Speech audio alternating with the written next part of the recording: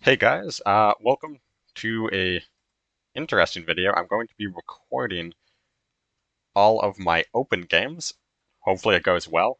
Um, but yeah, I'm about to get into my first game against JHugs. Or I need to find someone to remove from my friends list to accomplish that, since there is a max. Um, let's go with Johannes. So, if you don't know about what the open format is, it is there's 2 days of qualifiers where everybody who is participating competes in a Swiss bracket where you're matched against opponents with the same score as you. So if you win your first game, you'll be matched against someone else who won their first game, so on and so on and so on. And then the top 8 scoring people from each week get put into the top 16 event, which is then streamed as the top 4. So there's no for the qualifiers, there is no deck submission, there is no bans. You can play the same deck twice in a row if you want. There's absolutely no restrictions. So, JHugs, I don't know a lot about him as a player. I know he's relatively new. I know he streams. I don't know if he has a full collection, but I'm assuming he's going to be an aggro player kind of regardless. So, when it's when I get someone who I don't know a lot about, I'm just going to bring Italy, to be honest. Italy Air. It's very, very good into random stuff, and it's at least 50-50 into almost every single deck, except for like a handful of hard counter decks. And I don't expect somebody um, who I don't know to be bringing like super hard counters. So let's get into game one, see what he's bringing. After I finish this first set, I will go over the decks I'll probably be using. I was planning on doing that before, but lost track of time, and now I have to get into it. So, Germany, going second, which is good if it's discard, bad if it's Heinz or CA. Not keeping Empire Strikes, not keeping Research. Turn 2 Finest Hour on a Fiat is really good into anything like other than Germany, basically. If it's German control, it's terrible since it dies to Flame with Sudden Strike. If it's CA or Heinz, I might need it to not lose, since I'm going second. So I'm going to keep it, and keep the double Fiat, obviously. Um, well, this is a hand for sure. I'm expecting CA. I don't really know. Like, I don't have like a particular reason for that, but I'm expecting CA. Get Sudden Strike. It's probably not CA. Pass.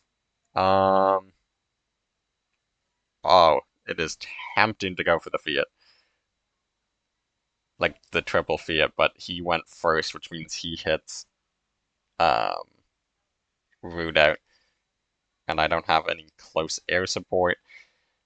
Honestly, I think I'm going to play Swordfish first, since if it dies to from the deep, I'd probably still rather have the Fiat on board.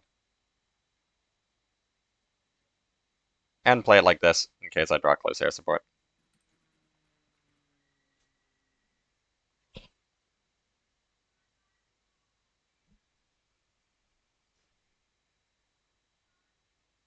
it does do turn 4, Root Out, I can always just hit him for 4.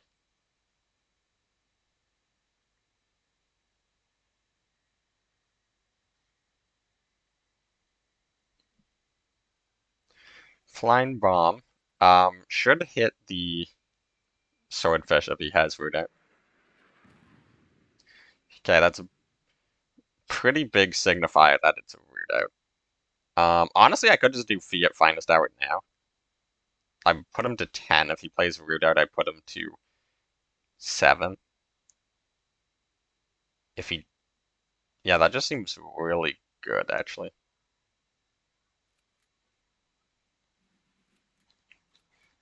So he can't clear the 2 small units and the big unit simultaneously, which means one of these survives, which means he drops lower.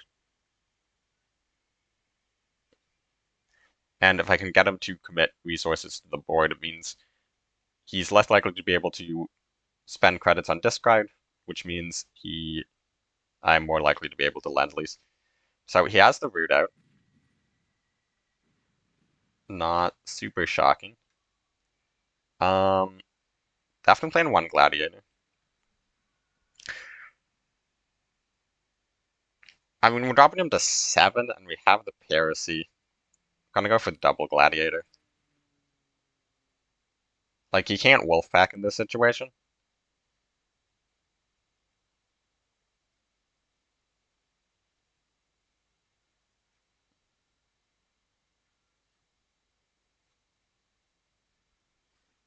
And if he just, like, slams JU or something, I can still just Piracy it and set up lethal.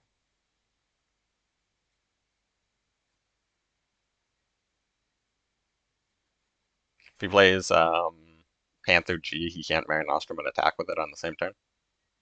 C4th, which means it's Brits. Paris C, assuming there's not a... Okay, that's very good. Careless talk.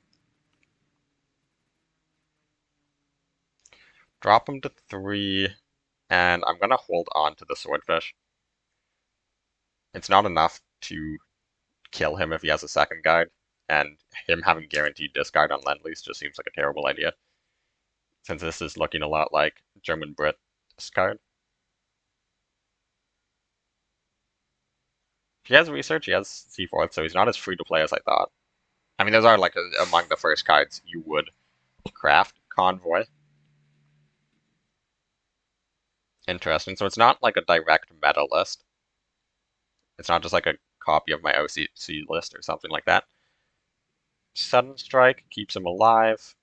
U16.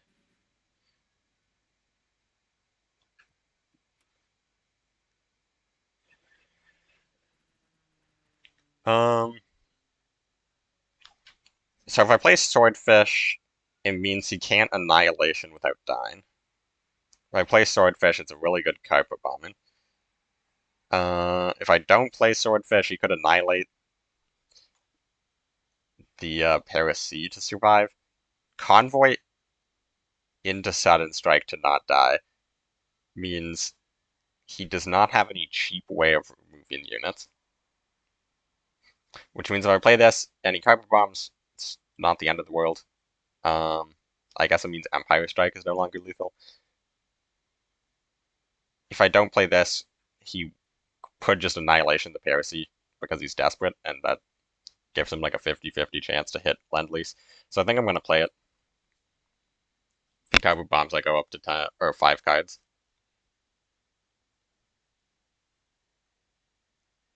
Like, worst case, second root out, second and third U16 to force discard Lend-Lease. You also can't Wolfpack Sudden Strike this way. C4th number 2. Heinkel attack. So there's all sorts of cards for just lethal right now.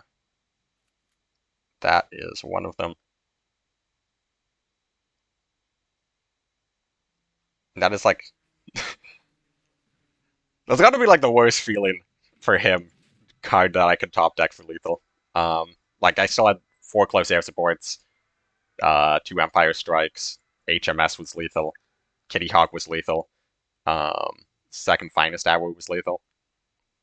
But second Piracy to get through the C4th just gotta feel bad.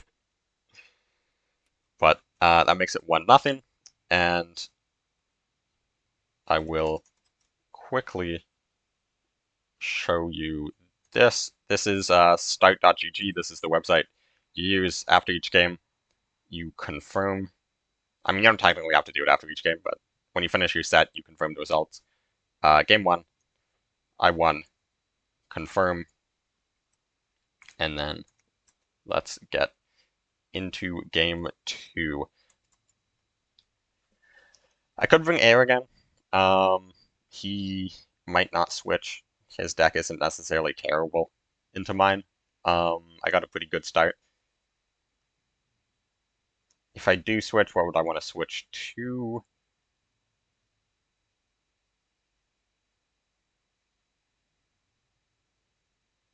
Um, I mean, I think I just want to bring the same deck again, to be completely honest. Because he could bring just about anything. Um,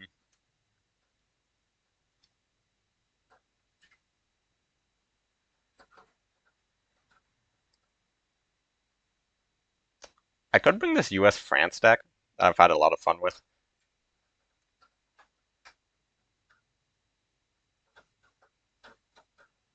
Could bring this other US France deck that I've had a lot of fun with.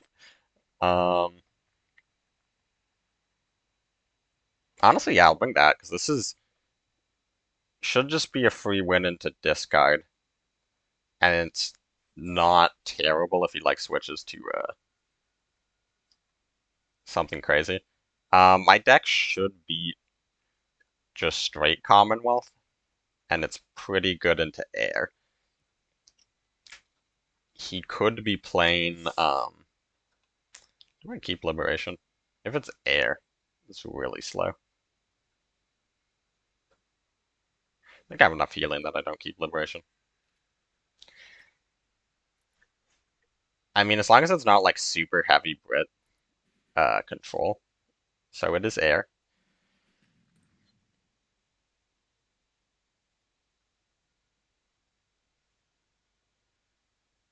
I mean,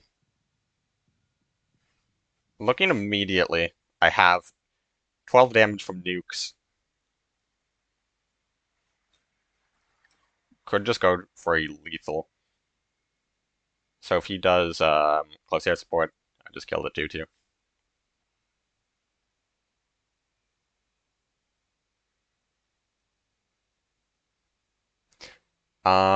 So most of you probably have not seen this deck before. You've probably never seen really anything like it. This is a unitless deck. There's not a single unit in this deck. In fact, the only way to get a unit in the entire deck would be off of pressurized cabin to go for the super fortress, but then you couldn't play it because you have no other units to take the front line and there's not enough ramp. Um, Basically, the idea of this deck is you just remove every single unit your opponent plays. You heal outside the range of Commonwealth and most bursts, and you just win because you don't draw as many cards. And if you do draw, and if your opponent doesn't draw cards either, then um, I honestly could have just depth charged, but I might need nukes if he plays slow. And then yeah, if your opponent doesn't draw cards, you should just win on fatigue because you have more healing. There's some very niche decks that beat it, and of course it gets bodied by Jaguar.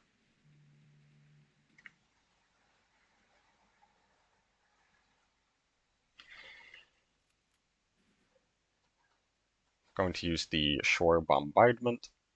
Um,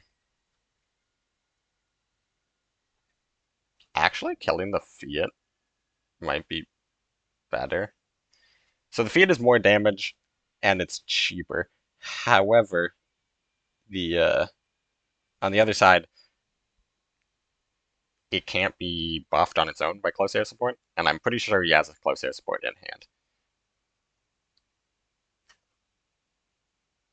Also, the Fiat can just be killed by patrol, um, whereas the Swordfish is going to take one of the 4-cost guides.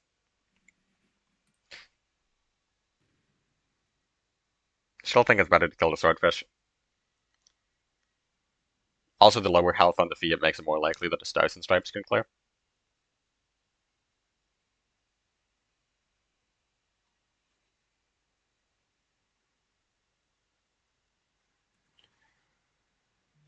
There's the close air support, which means, yep, Stars and Stripes doesn't clear. I'll probably play it anyways.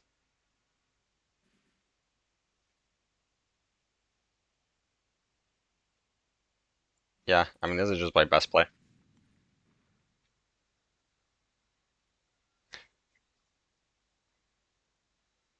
Gets the most damage off the board and sets up me being able to kill these with battery patrol.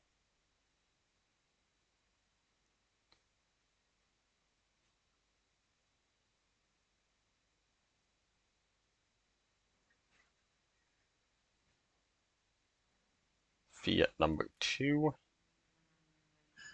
Attack, attack. Probably hold up Ultra. So taking out the Fiat is more important, but I'm assuming this is going to get Ultra'd. Ultra. And yeah, at this point, I'm getting low on health, so credits. The credits it costs him to attack and deal damage is something to consider. I am worried a little bit about Empire Strikes.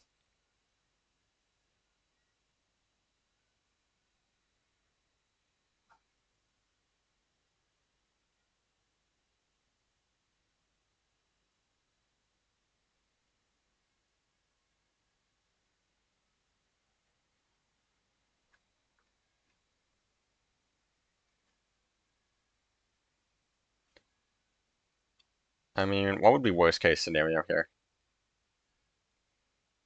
I don't know. Things aren't looking great, but like, I have a lot of plays I could do next turn. I could just like patrol heal 8, for example, if he plays it a little slower. Hab on like on 8 in 2 turns is the most likely thing I'm looking at right now.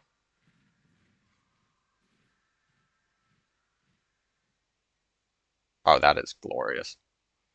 So patrol, gunship, and hold up counter-strike.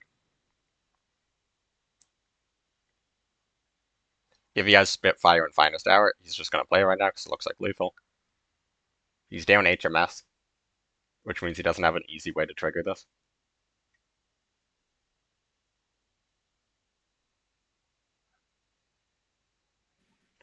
Pass. Just gonna heal 8. Gonna hold up the counter-strike again. Just because I don't really want to take more damage, and if he's gonna throw out a Finest Hour unit, I'm fine killing it.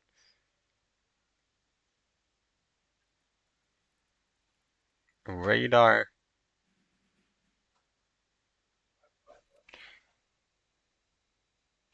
Doesn't go for synthetic, which is a very odd choice.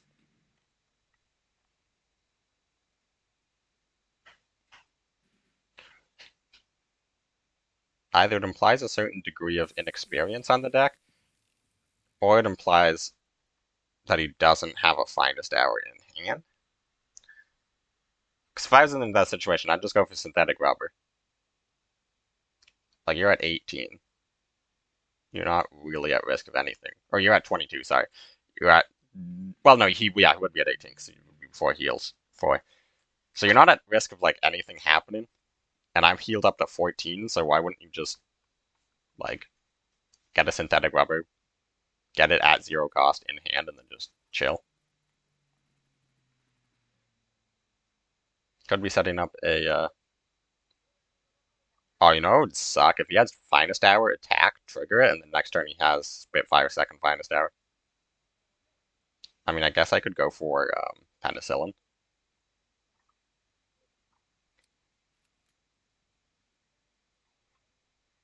Interesting. So both of those need to die.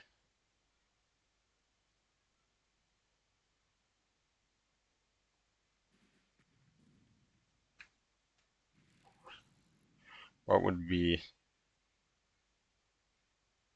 the probably just the battery.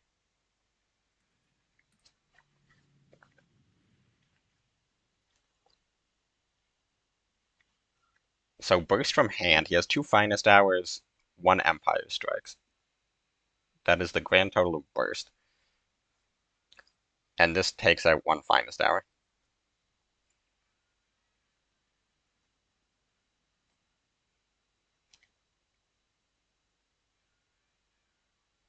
Can deal up with up to 3 units, but I still have to be holding up counter strike, so I might just do If he passes, I'll probably go for penicillin, try to get one of my deal 2 damage. KARDS.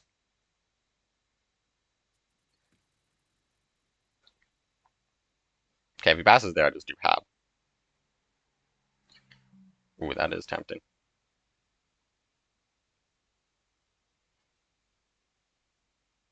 I mean, I could do United Restand, Defend, and Depth. Keeping Hab could be pretty useful if he goes. Well, I feel like if he goes all in on like a big unit, he's going to be giving it Finest Hour. We'll have to consider the number of bombers he has left in the deck for his second Empire Strike. He has an Albacore and 2 Swordfish, I believe. Is that even true?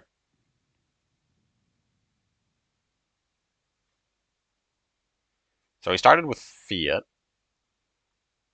No, he started with Swordfish. So he definitely had played 1 Swordfish. And then I think he went for a Fiat. Or did he go for the second Swordfish?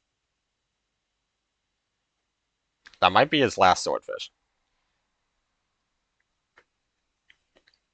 I'm still warming up. I haven't played KARDS in a few days. So I know he had Swordfish on 1. And then I think he did Swordfish. Yeah, he definitely had Swordfish on 2. He had Swordfish on 1. Oh, this is annoying. Does this let me... This does. Do I want him to have 12 credits? Or 13 credits? Probably. Um...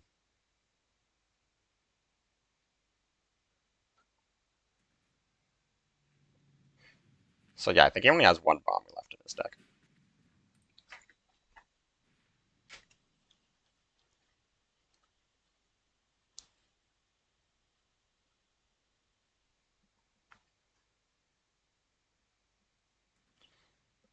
Lend-Lease. He has half his deck. He has what? 1 Wrath, 1 Sexton. That is the 1 Spitfire as the top end. I think he has 1 Fiat. There it is. He might just Finest Hour, toss it out, to be honest.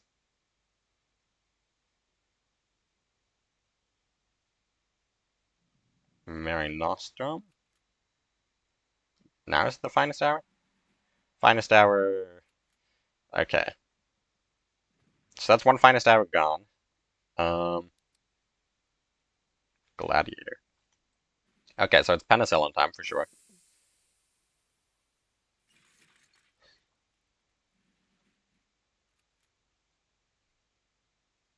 Air defense. Can't hold it up this turn. Am I at risk of dying?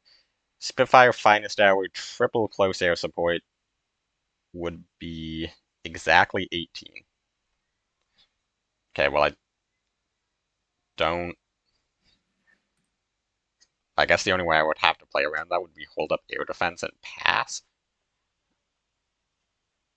So I guess I just have to accept the fact that I'm dead if 5 of the 6 cards in his hand are Spitfire, Finest Hour, triple close air support. Sexton, we're good. Don't currently have a way to kill that Sexton in hand.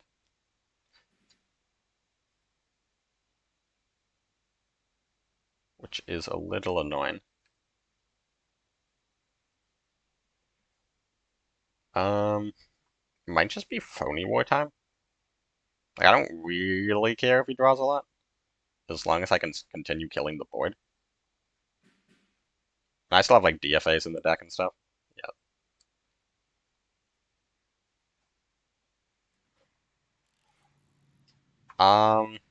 I think I can just hold up air defense. Like, the alternative would be to heal for 8. Is there any reason holding up air defense doesn't just, like, guaranteed take out the, No, I think I should just be good healing. So I can't die to anything, that's for sure.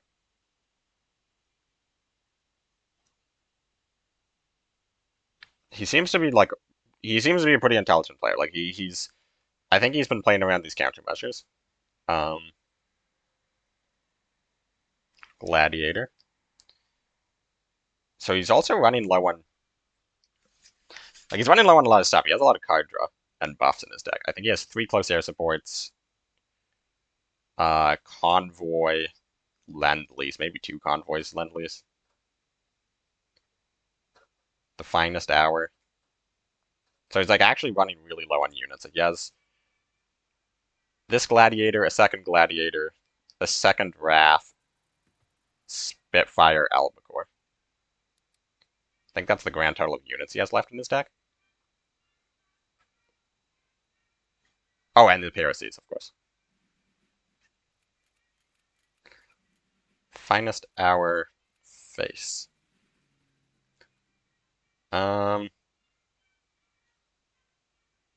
So I can do strategic bombing, shore bombardment, hold up air defense.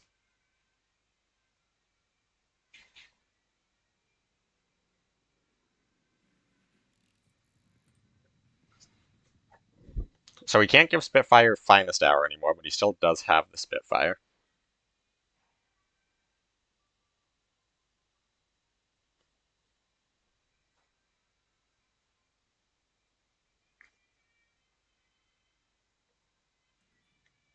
There's the lend-lease.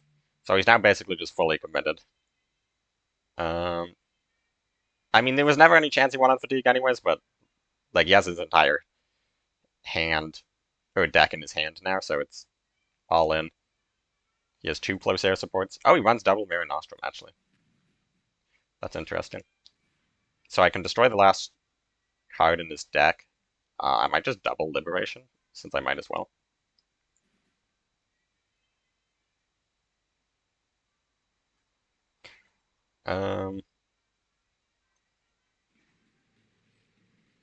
Yeah, I think I want a double Liberation.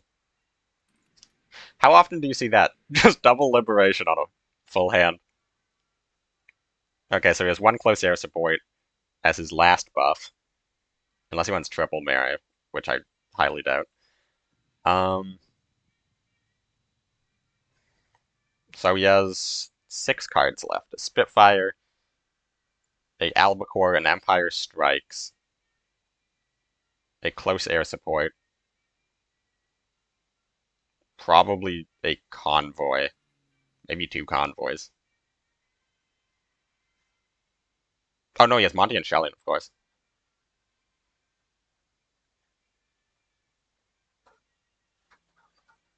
He's waiting for me to play units. Oh, he's been waiting for me to play units this whole time.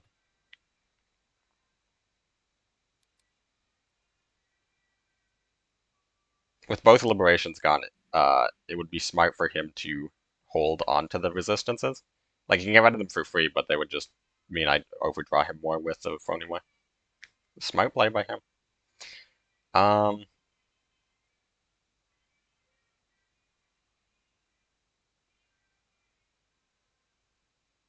So this currently draws me 5, which is not a number I have to worry about at all. It only draws him 1, but I mean, if I can kill this Spitfire, I win the game anyways, so. Give me... Yep, that works. Defend in depth.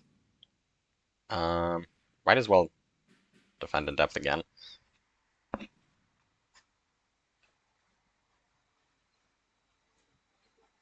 I don't think he has any more units other than this Oh, of course, the second Piracy.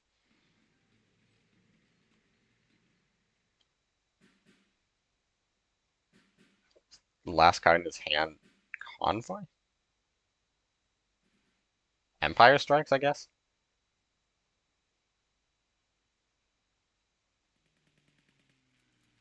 And that is the end of this game. Just the most brutal dismantling of Brit Idling Air. I feel bad. He actually played very well, and he had 2 very good decks. I didn't really see any, like, I didn't see any mistakes, at least. Obviously, not being able to see his hand is a big part. But I didn't see any mistakes from JHugs. I mean, yeah, he just got a mix of a little unlucky and game 2 just got a terrible matchup. Um, yeah, that is unfortunate for him, but fortunate for us, starting off with a strong 2-0. I suppose I should mention now, if people didn't see Qualifier A, or didn't see like where I placed in Qualifier A, I dropped after the 4th round, I think. Um, so the reason I didn't record a video for that, the reason I dropped after round 4, I mean I've dropped after round 4 before because I'm bad, but uh, basically I didn't think I was going to be able to make the event. I ended up being able to make the event after missing the first round, but you're only kicked out if you miss 2 rounds in a row. Um, so I started the event down 1-0. Well, yeah, down 0-1, which means all of my opponents are going to be down 0-1, and then down 1-1, and then 2-1. So basically, my tiebreakers were absolute garbage, which meant the only possible way I could get in was by winning all of the games I showed up to. And unfortunately, I didn't, so I just dropped. But today, we are off to a good start, 2-0. Let's see the other matches. If you're looking at the video length, it's probably a very, very long video because I'm likely just going to upload this all up in one. Maybe use the YouTube chapters to separate it. I can move this a little over here. However, I'm going to like pause the recording between rounds, probably. You guys don't need to wait. If you've never played in one of these tournaments, you often have to wait like 30 to 40 minutes between rounds after you finish your game because there's always that one game that's like goes to game 3 and it's fatigue matches every time. Set win percentage 100. This is actually pretty low down on tiebreakers, which can be kind of frustrating, but it's a cool flex. 2-0. Let's see the standings. So there's going to be some interesting competitors. Tang Tang, for example, didn't make it in. Ari lost round 1. That sucks for him. We are teammates. It is good for me because it means I don't have to play against Ari.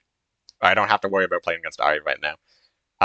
Tang Tang won round 1. Tiger round 1 won round 1. Gatto, TB, Airbull. Any upsets? Chisky won. Dian won. No one won. Oh, that's true. No one did not do well in the last one.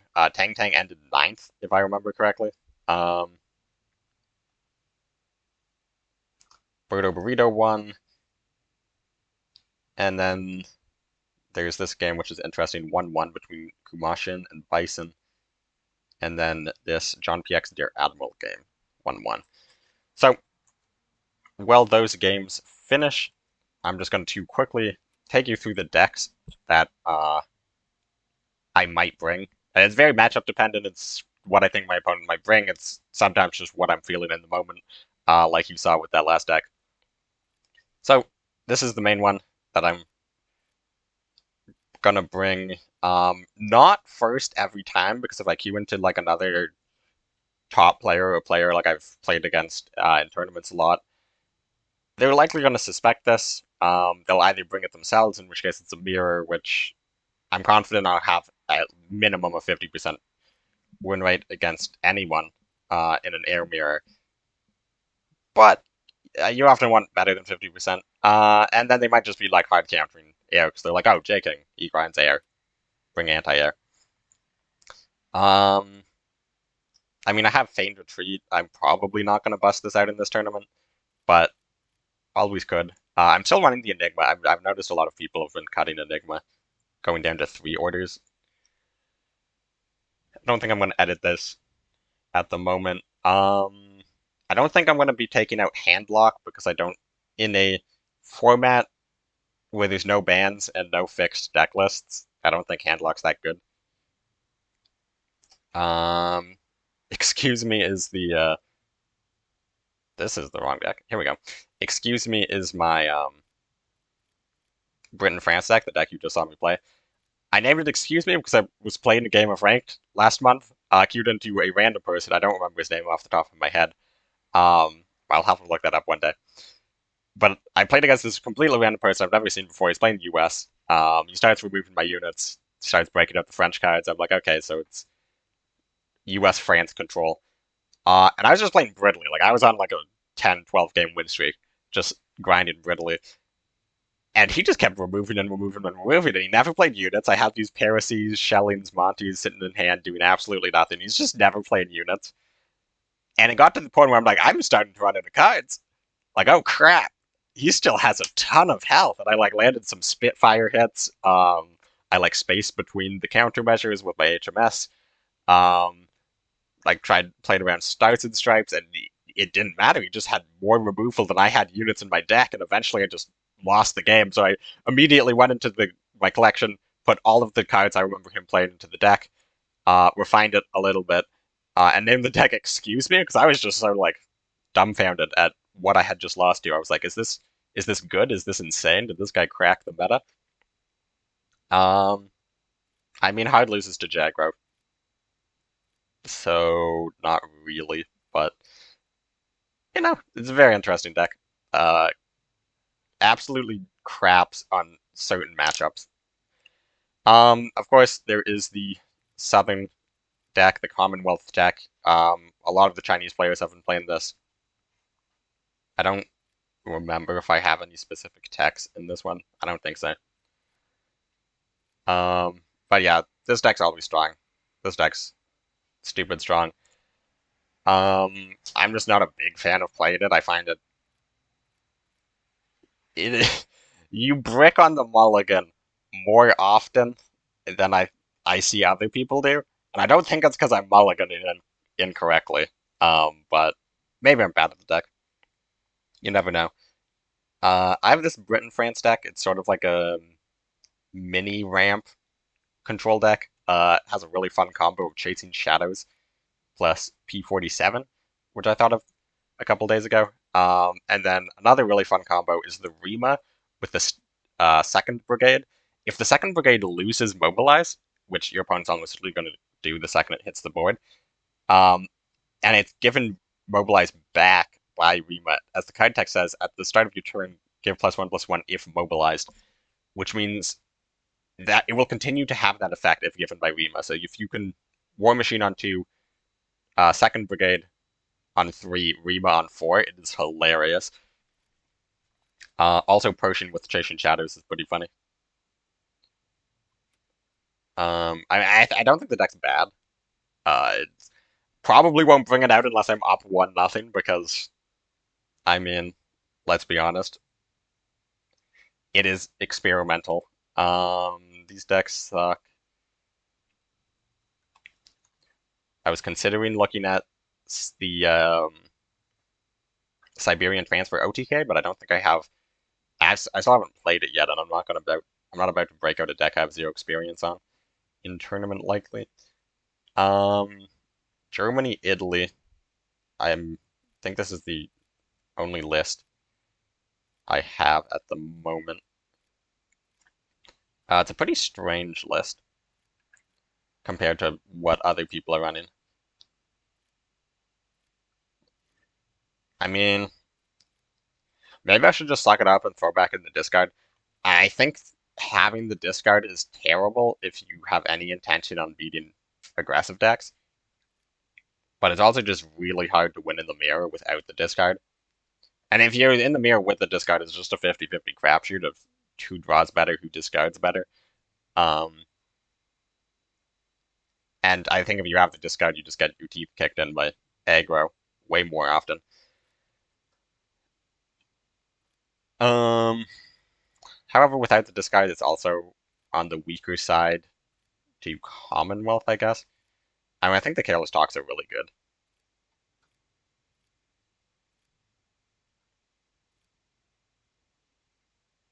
We will see. I'd also, I was talking to Birdo about Tiger IH because of the pin meta. This seems pretty funny. Like if you just play that against the Commonwealth deck, they literally cannot deal with it. Like they have pins and pins and pins and pins. Like they have Monty, they have Shellin, they have 4 copies of the combo, they have Sexton, they have Naval Power. But you play a Tiger IH and get Mare Nostrum on that, that thing is going to be healing you like a bare minimum of like 27 probably. Um, so yeah, I might take out King Tiger for the Tiger IH in this meta. I mean, I don't really want to run this into anyone else's like German Italy control. This is really meant for beating aggro and Commonwealth. I don't know, maybe I'll probably just stick to the decks I've already looked over, but you never know. I might restart KARDS when I have the video paused because my KARDS is bugging out. Also, might change the sensitivity of my mouse. This feels way faster than I'm used to. I'm worried I'm gonna like fling a card out there that I don't mean to. But yeah, I'll update you when the next round is live. Well, I won't update you. You'll just see a skip in the video. Um, so yeah, see you then. Well, back with round 2, not too much later, and believe it or not, but it is against Dian, my OCC enemy. Uh, Actually, Dion's a really funny person. I've spoken to him before. Really great guy. Do not want to be fighting him in round 2. Not necessarily because I think he's like one of the best opponents currently in this field. Like, there's a lot of strong opponents currently in this field, but it's because I have no idea what he's gonna bring. He hasn't played the game at like a at the top in several months, like several metas ago. So I have no idea what he's gonna bring. He might be on Commonwealth, in which case I'm gonna be kind of scared. Might be on like just a weird OTK, in which case that really sucks. Um, but yeah, we will see. Just kind of the challenge here. So I'm feeling like I'm not going to bring air. Like he's 1-0. He knows air is the best deck in the game. I feel like he's going to be targeting air in some capacity. Um, Excuse Me might be a good deck to bring since it like if he's playing Commonwealth, which I think is probably the single most likely deck, like single deck that he's most likely to play out of every possible deck I could predict. Um, it's pretty good into that.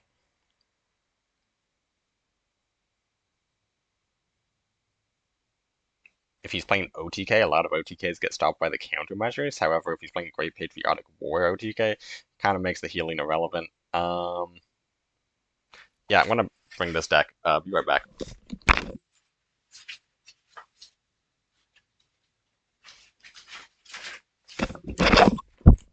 Okay, well, we'll see. Britain, not that surprised. He's at rank 20. Please don't let me lose to the rank 20 Dion in round 2. Um, do I keep Call to the Colonies? Probably not.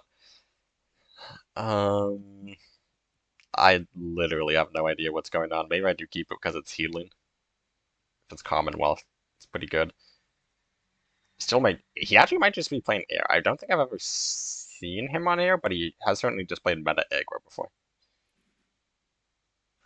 Pass. Woken Giant draw is actually really bad because this can just get stuck in my hand. Stop phony war draws. Turn 2 honey. That could basically be anything. Do I want to give him a credit? Feel like no. Do I want to kill Honey this turn? So if I just do Gunship on Honey, he might move up and attack.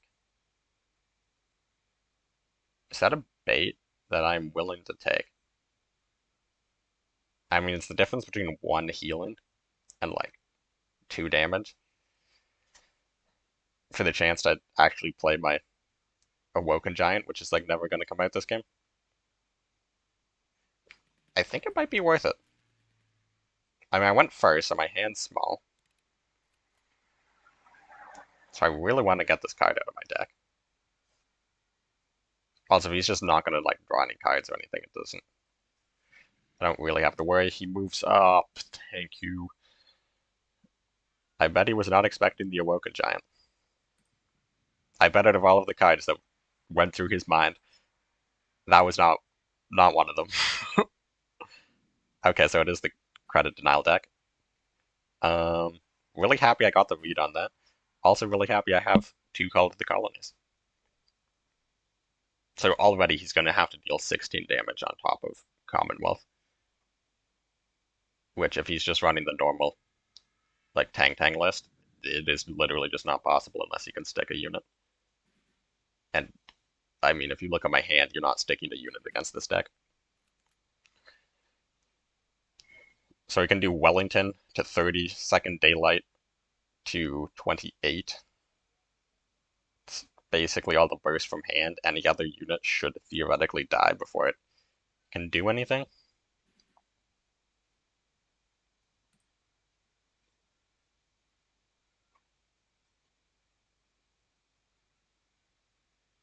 Hopefully he doesn't know what deck I'm playing.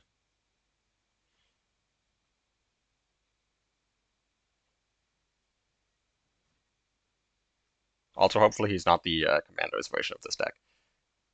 Because things could get out of hand if he starts slapping cup of teas.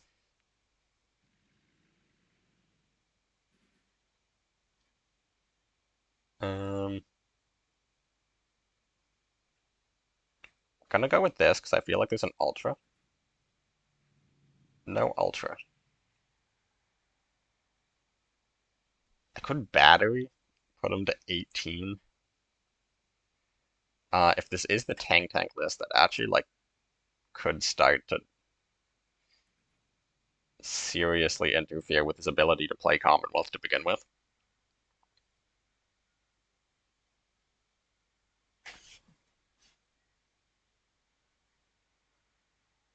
I guess Radar is the thing I have to worry about if he does Wellington and Radar. Okay, I have air defense, so that's good. I'm gonna start holding this up already. And by Radar, I mean Synthetic Rubber. Blackwatch.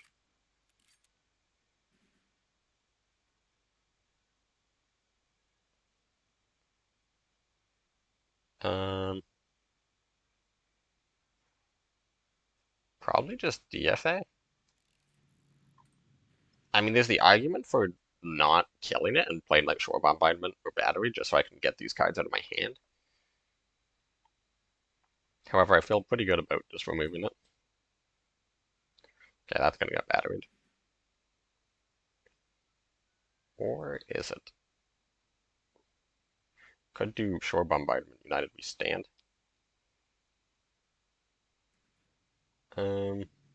Guess hold up.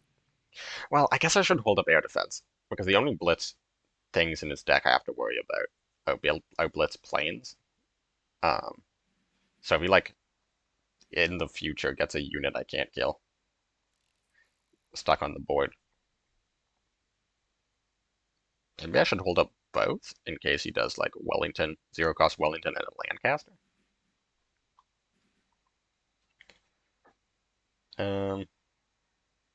Yeah, I'm not really expecting him to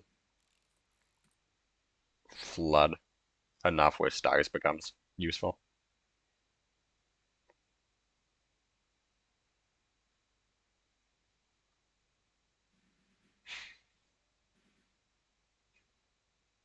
Oh, that is a good draw.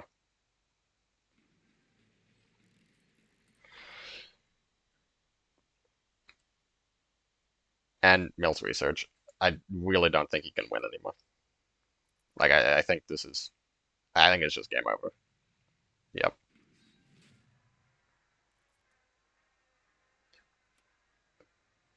Well, that was just a vicious domination.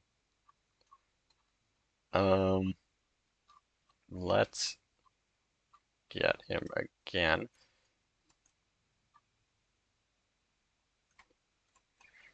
So what to bring now? Um, like, he might just bring it again.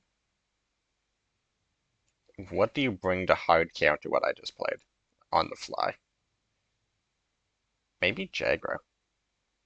Maybe I bring the German Italy deck since it can beat if he. Well, yeah, I think I'm gonna go with the German Italy deck. I am a little too worried to just bring what I brought a second time in case he switches to Jaguar. He looks like he's just playing the exact same thing. I mean, I guess he could have switched up to air. Um,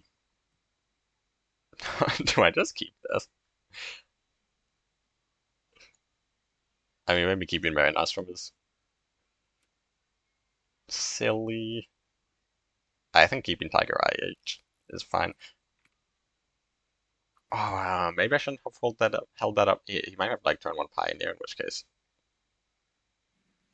this just sacks. Um, so he's probably doing a turn two Southern plan.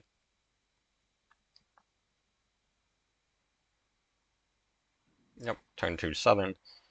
Um,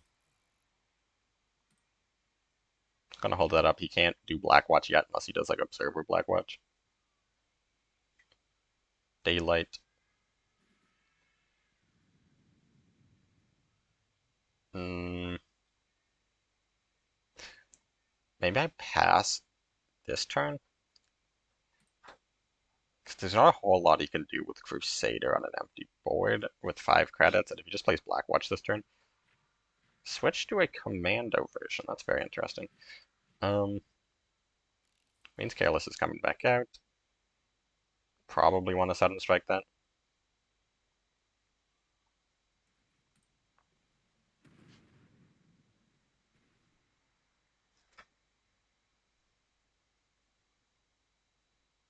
I'm hoping he doesn't know I have the Careless, because there's still that bug in the game where if you turn one Careless, shows up. Well, there's that at least. Might just decisive pass.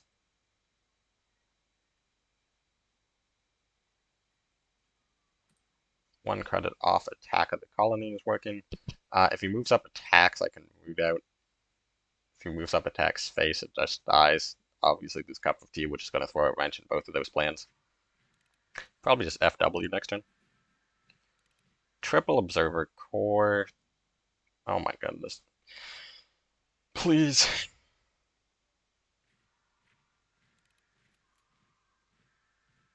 If he moves up an attacks face, I still actually can kill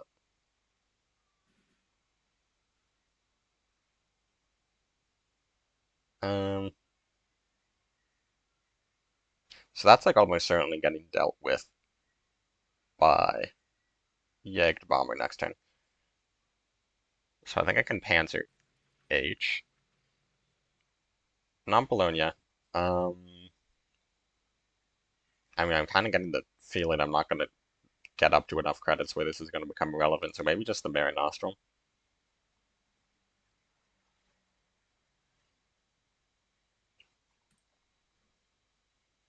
This way if I draw a 989, or maybe I can just throw it on the Panzer H, get some damage and shelling, of course.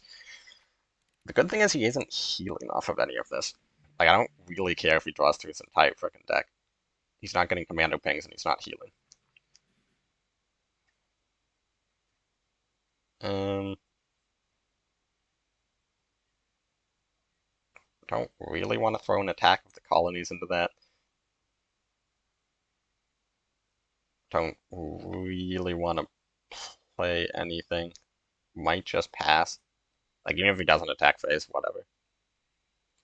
He has one card in his deck that can stop me from playing Yag Bomber next turn.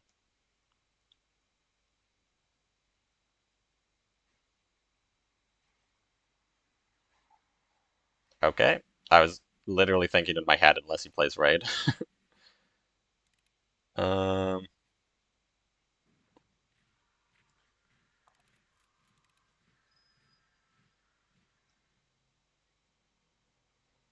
well, if he attacks face, I can just Mare Nostrum.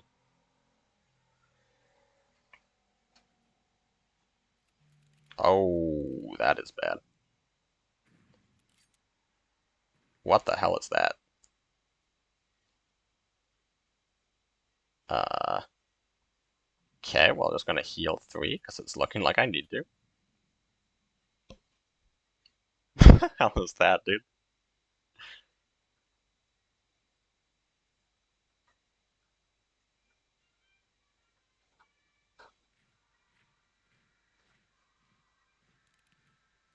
Okay. Oh my goodness. Come on.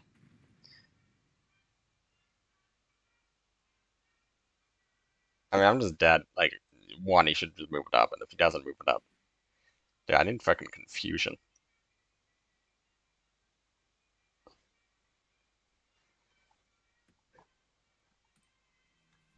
Yep. I mean, yeah, this is what happens when your opponent just has the absolute nuts.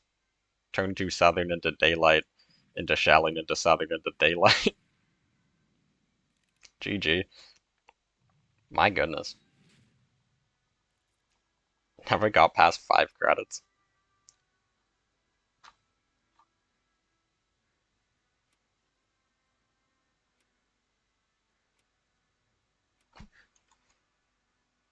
So I'm pretty sure that was a different deck from game 1. Like, I'm pretty sure he didn't have the commanders in game 1. That is just a different deck. The question is, what do I bring to game 3?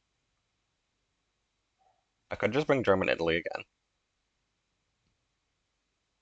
I kind of doubt that that's what he expects me to do. However, the fact that he brought his deck a second time is really strange to me because if I had brought my deck a second time, I almost certainly would have won. So does that just mean that those are like that's his deck for the tournament? It's Britain, Japan, Commonwealth, ride or die. In which case, I should bring excuse me again, or was he like betting on me switching? In which case, he'll probably bet on me going back.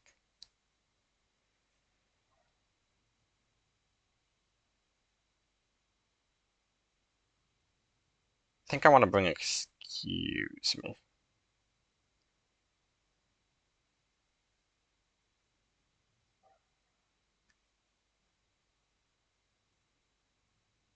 I mean, I can get bricked really hard with that deck.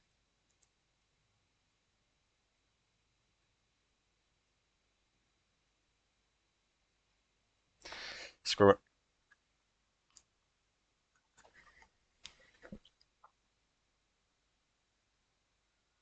He's on US. So I have beaten like Turbo Ramp with this deck before. I've beaten mid range with this deck before. I'm not sure what his US is gonna be. Um, I literally have no idea what to mulligan for.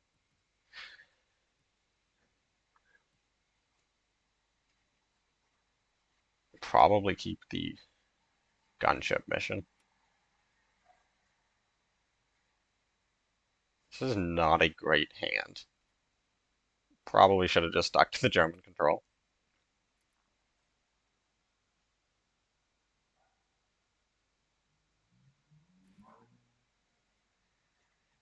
Okay, this changes anything or anything. This changes everything. Um, there's a lot of matchups where research is essentially like the deciding card of the game. I'm not gonna go for depth charges. If this is ramp, I need the value, and if this is mid range, his hand is terrible enough that I don't really need the credits.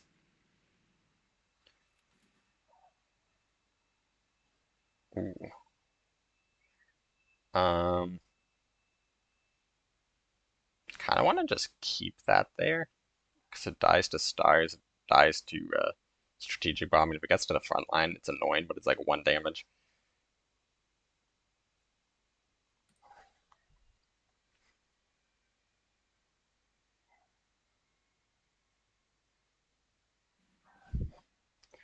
So it is ramp. Um,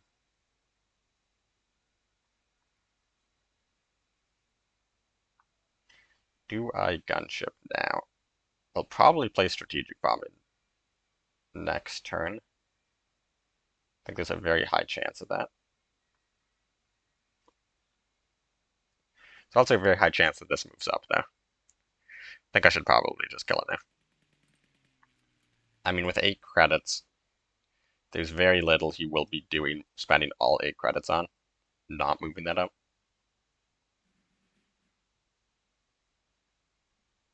So it is the Soviet version of this deck, which is interesting. There is a handful of like OTK possibilities, but I find that very unlikely.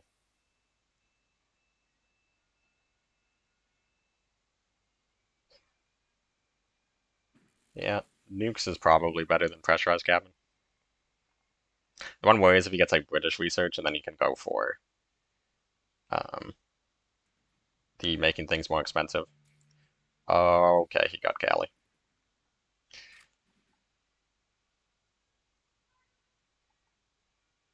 So just removing the Cali, and don't really want to take damage. Patrol comes in really handy there because it stops this Brilliance from becoming a 1-7, which would suck.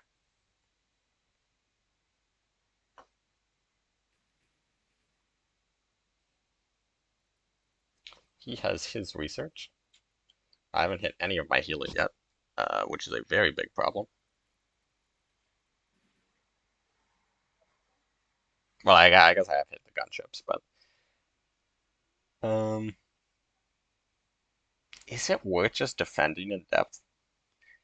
It literally might be worth just doing defend in depth on this. I'd like. I mean, I need to get a card out of my hand. Also, my gunship is head, so next turn I can do add nukes to hand without overdrawing.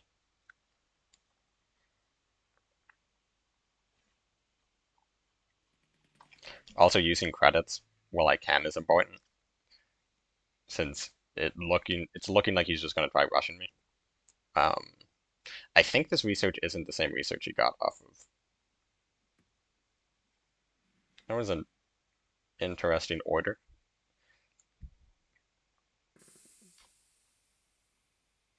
I think I will go for Manhattan. If I go for penicillin, then it gets to the point where I might, like, losing in fatigue becomes a possibility, and I have to get rid of all these cards in hand anyways.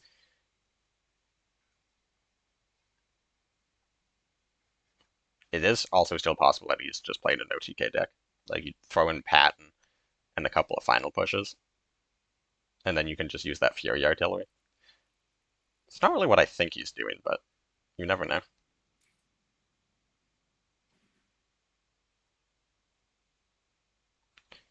This is a decent stars. Like, I don't need to go out with the Manhattan yet.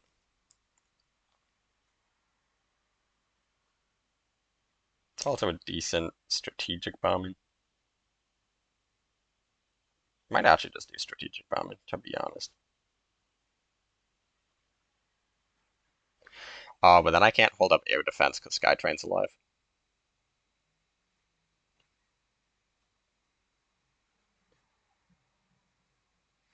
I could do like stars gunship. Could do strategic gunship. It's also worth noting that gunship could potentially um, be used to go face and just straight up kill him if he doesn't have healing.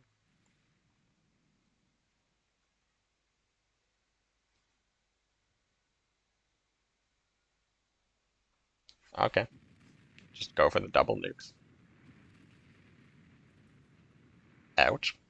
That is a pretty good draw. I mean, this might just catch a Hellcat, but I can live with that. Scorched Earth is a really bad overdraw for me. Bryansk. Gets rid of second spy ring, which is good. Draws. War Machine, which draws. I think you forgot about that. I think he was just trying to get rid of cards in his hand. That also draws.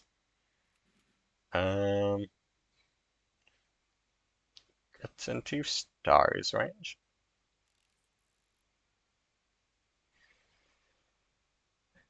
Might just do nukes.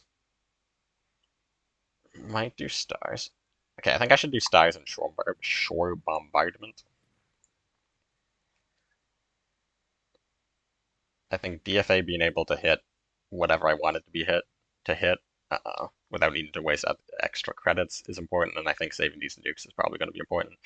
Hour of Needs, another bad discard for me.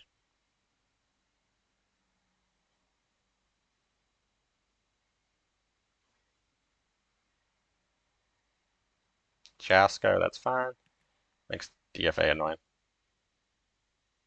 You can now just take the 1 damage off the resistance.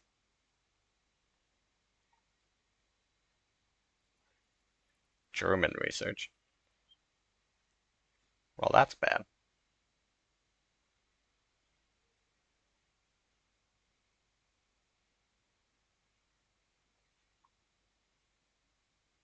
If he goes for oil, it's probably an OTK deck.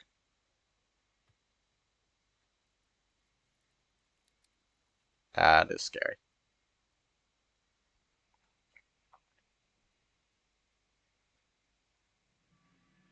Plays oil.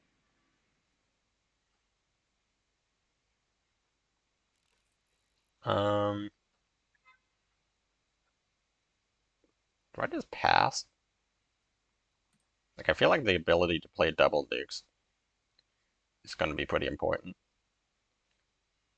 AA defense might stop any potential OTK. If he's going for mass deployment, I'm pretty sure it still goes off the 15. Like, I think it's number of credit slots. Yeah, it's definitely number of credit slots. Because it doesn't matter when in your turn you play it. So he's through half his deck. Oh, that is bad.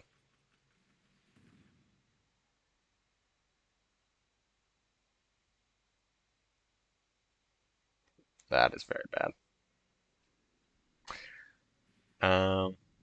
Healing would be nice. I still have 4 heal cards. I have 3 heal, 8 in the second liberation.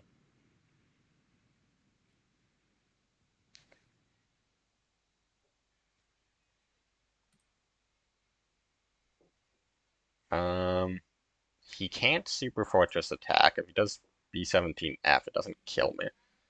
Does he have Special Assignment Super Fortress? Are you kidding me, dude? If the Persian was the Counter-Strike, this didn't work. If I had Healing, this didn't work. I'm so mad. I should have won that matchup anyways. Like, I was heavily favored to win that matchup on paper. That deck was terrible. Oh, that is disappointing. Okay, well, 1-1. Glad I got that on video. People can look at my struggle. Maybe if I had gone for, like, if I hadn't gunshipped the Skytrain and played nukes earlier.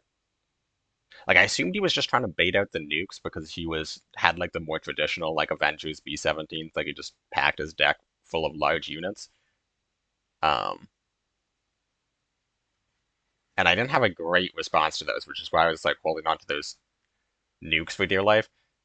But maybe I would have won had I played nukes to begin with and then used the gunship to go face. Because I had double nukes, gunship, and then I top decked Cross of Lorraine. And strategic bombing, that's 20.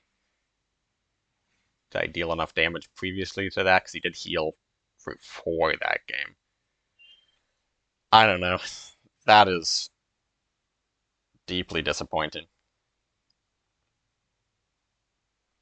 Well, I guess let's take a look at what other people went. I'm so mad about that, dude. Like, game 2, the nuts. Game 3, whatever the crap that was.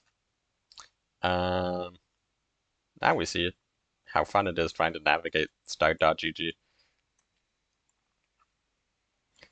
Here we go. I mean, definitely not out yet, but man, not having a failsafe because of that does not feel great. Tiger 1,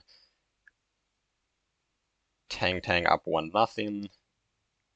Um, no one beat Birdo 2-1.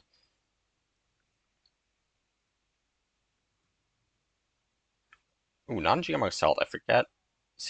Okay, so he lost his first round, so he's 1-1. Chisty 1. I think he's 2-0 now. Head, I forgot. Head's 1-1. Is it just me or...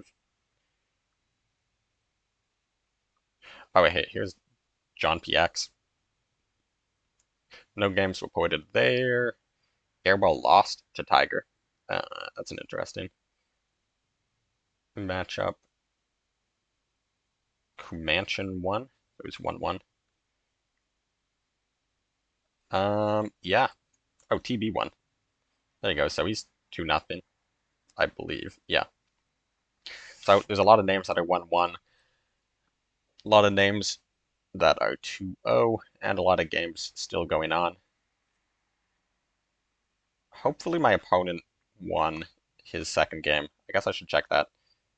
So the first tiebreak is opponent win rate, which means basically the idea of it is if you played against better players, like if you have the same score as someone else, but you played against better players the entire tournament, you deserve to get through, because your equal score is higher value since it's equal score against better players. Problem is if your first round opponent like drops out of the game, it kind of shafts your opponent win rate. So if you just like get unfortunate cues, like it's not really in your power who you get matched into.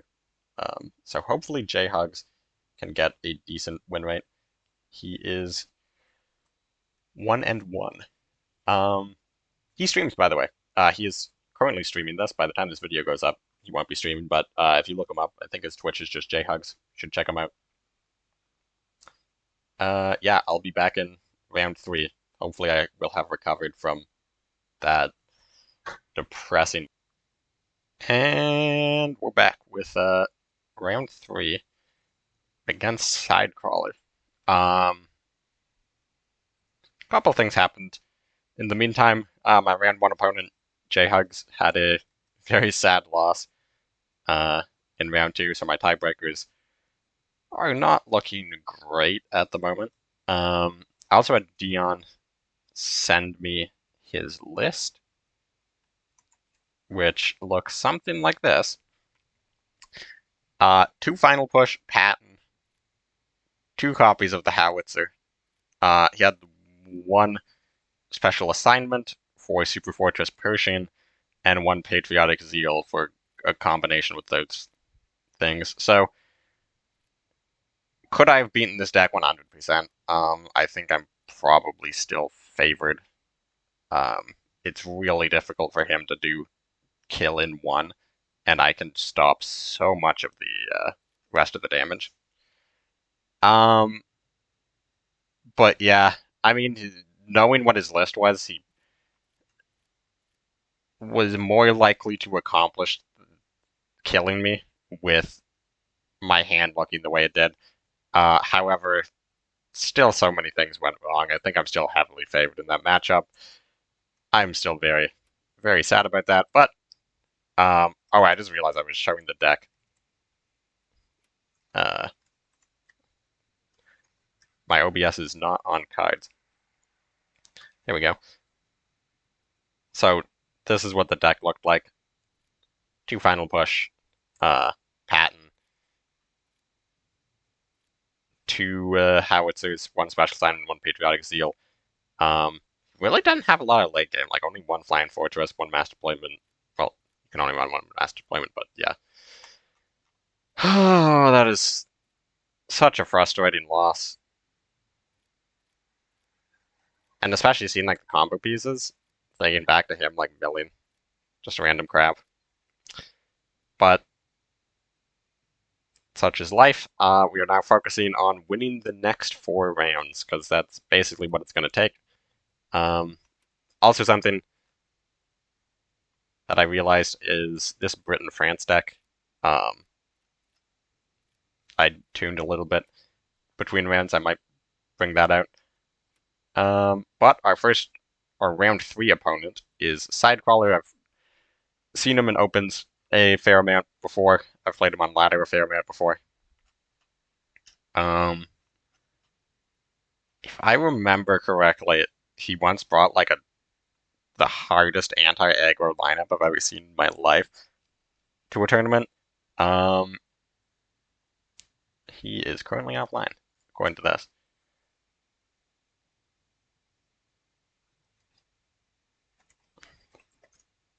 So, what? Yeah, he's just resigned the game. What am I going to bring?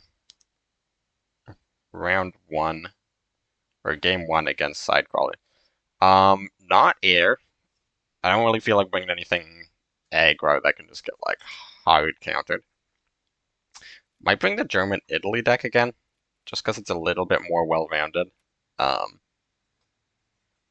Like he might just bring like Jaguar or something, in which case I don't want to get like bodied if I pick something slow. He also might be countering Commonwealth decks, like he might freaking.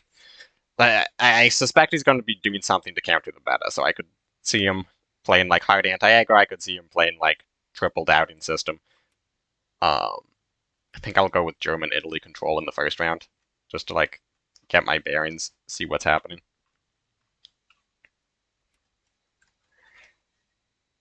I think it might be possible to qualify with 4 and 2. I'll check last week.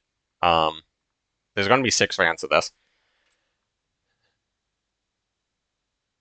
Anything less than 4 and 2 certainly can't qualify. And if 4 and 2 does qualify, it's only going to be like the highest 4 and 2. Yeah, so last week, 1 4 and 2 qualified. And my tie breaks are currently not going to be number 1 of the 4 and 2s on my tie breaks right now. Unfortunately, first loss was too early. First round was to not good enough of an opponent. I mean, even against Sidecrawler, unless he pulls something crazy after I beat him. That's the problem with going down 1-0 so early is, or not 1-0, but the problem with losing a round so early is if I beat Sidecrawler, he's 1 and 2. Most people, if they go 1 and 2, will just drop the tournament. Like if I lose this and go 1 and 2, I'll probably just drop the tournament.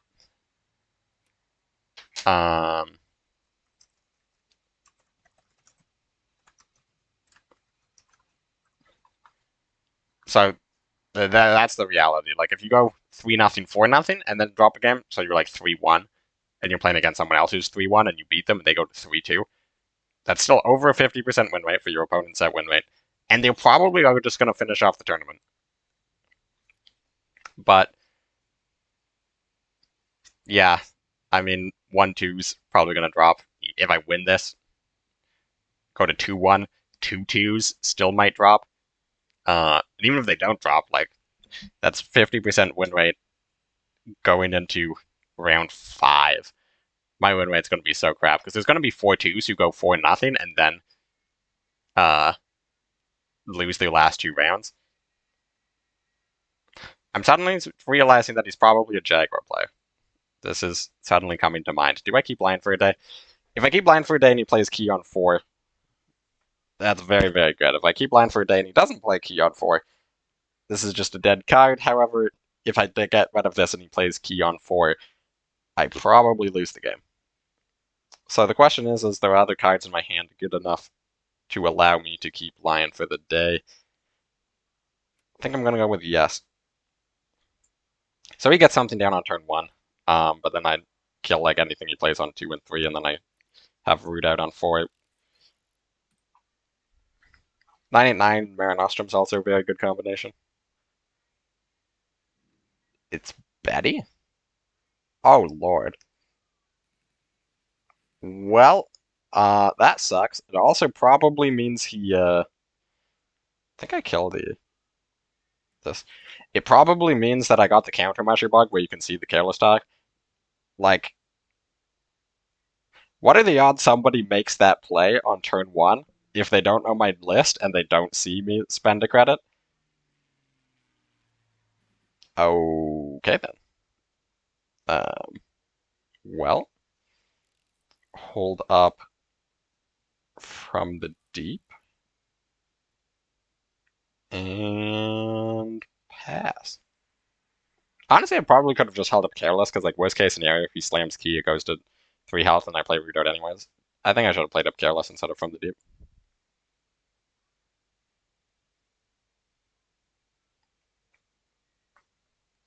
So that's really good. Naval supply run. Okay, still in Root Out range. Thank goodness.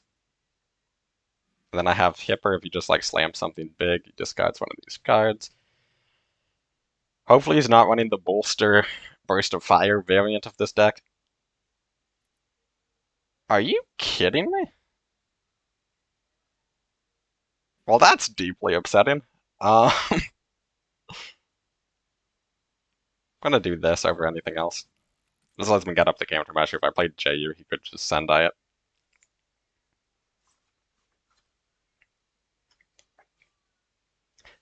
I mean, technically we haven't seen a US card, but this is almost certainly a US ally. So that means definitely no supply chain in hand. Pete dies. He has 1 card in hand. Let's get 989 to the front line from the deep.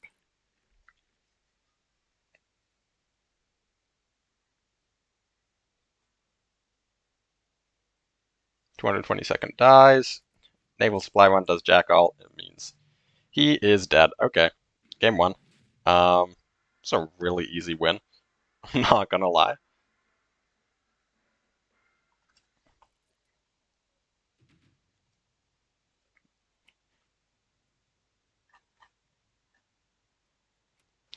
Let's get into game 2. If that's the type of deck he's bringing, I'm not expecting my opponent win rate to be skyrocketed enough of this. I mean, might just bring it again. Like, what's he gonna do? Just bring like turbo ramp? Maybe. Maybe I should switch to air. It's US. Is this turbo ramp?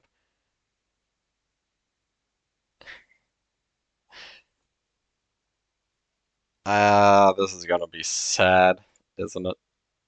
Keeps 1 card. Um,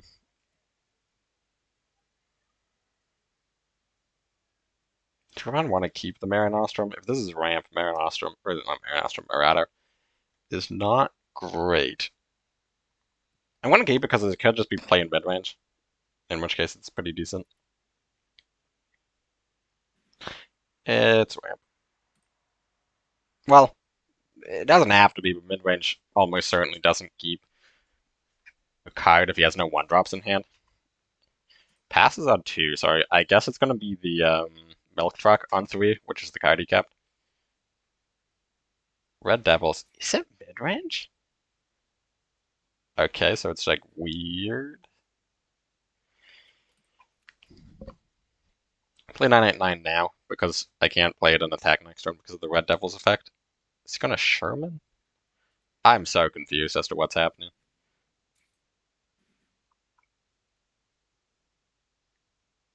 I could do Marinostrum.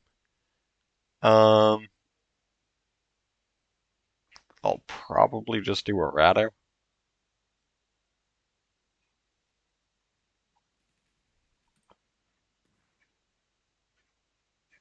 This Skytrain actually could cause some serious problems.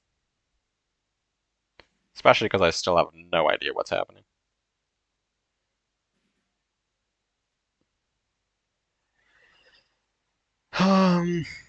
So if I play JU, he can Avenger it.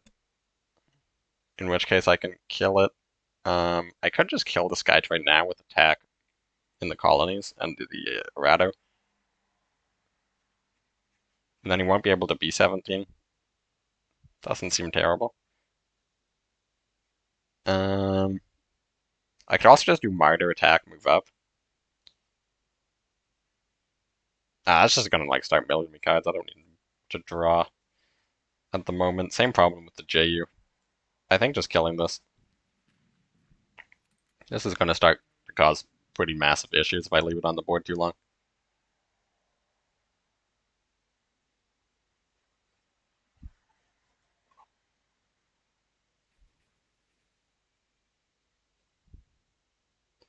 Do I let the buff fall on the Jaska?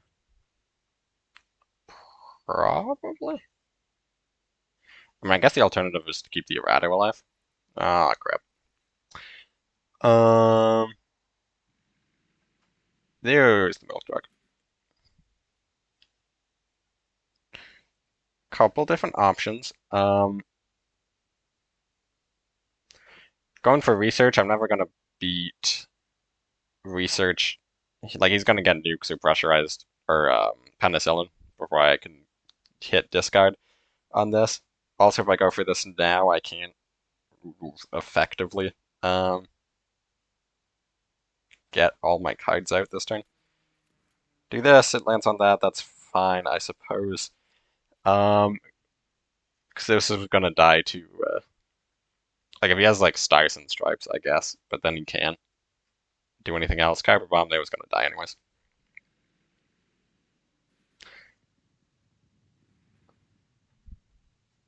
Could do a 989 Martyr attack, draw, I go to 8 in hand. Doesn't seem terrible. Wrong order. There we go. Because I have the Dechima for anything. If I just like slam JU, it's almost certainly going to get removed.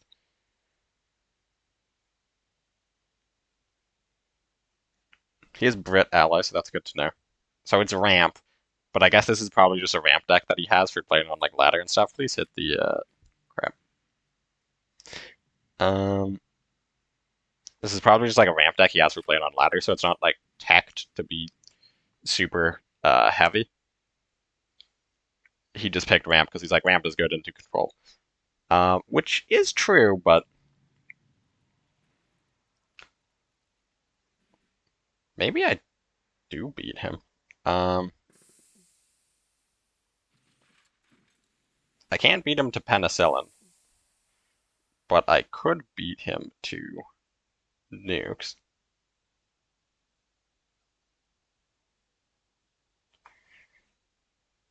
Um, Maybe it's better to just do sudden strike, move up.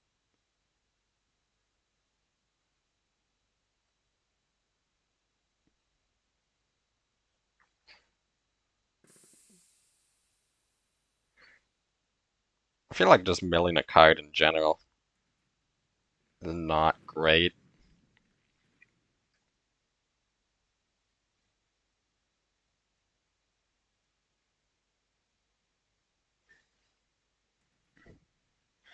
Seaborn.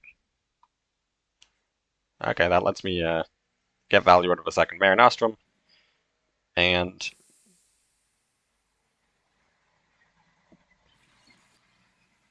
yeah, so that's still on.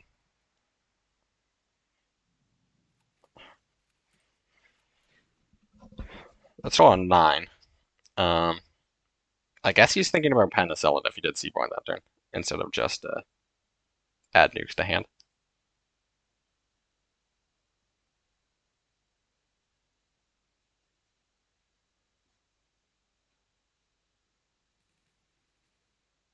Okay, 39.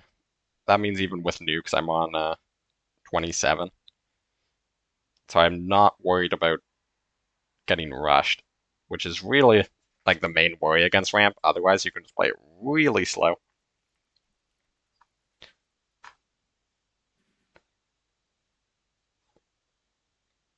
Do I actually want to? I just want to play this and Add U-boat to hand.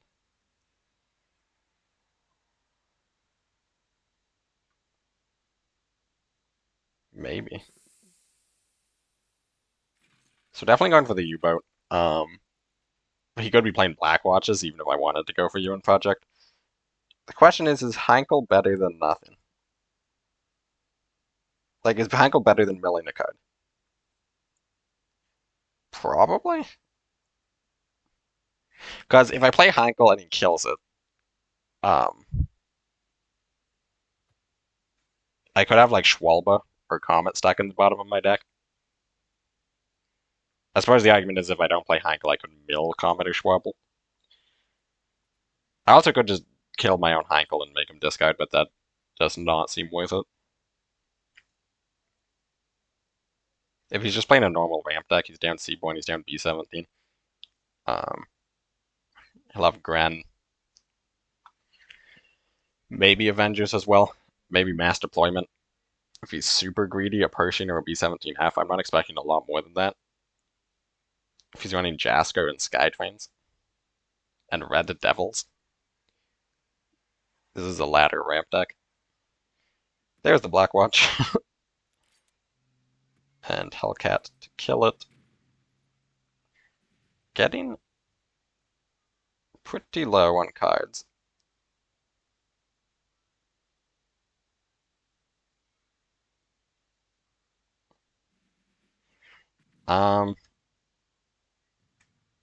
Honestly, I could just like play the JU. Like if he wants to drop a nuke into a JU, is that the end of the world? Go to 8K Bologna Regiment. And he kind of has to play a nuke actually, because if he doesn't, I get his Black Watch.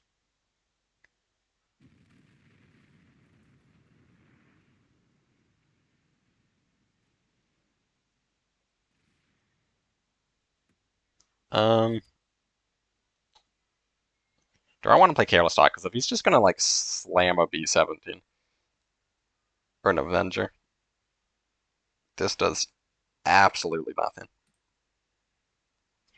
On the other hand, he might just do like Honey Lend-Lease.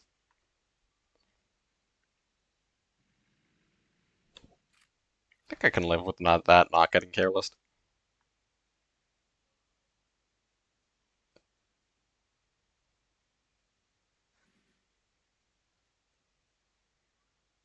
Now that is interesting. I forgot I had that in my deck.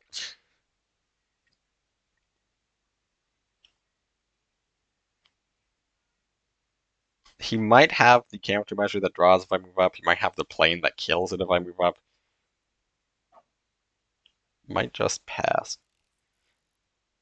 So I think if it was going to play something that killed this, it would have done it last turn. So odds are Careless is just going to catch something else.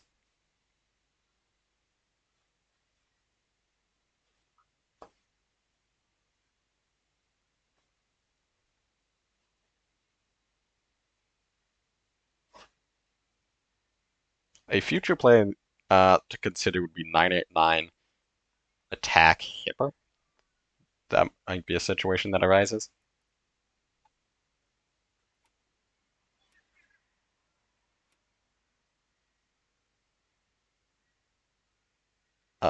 Not sure.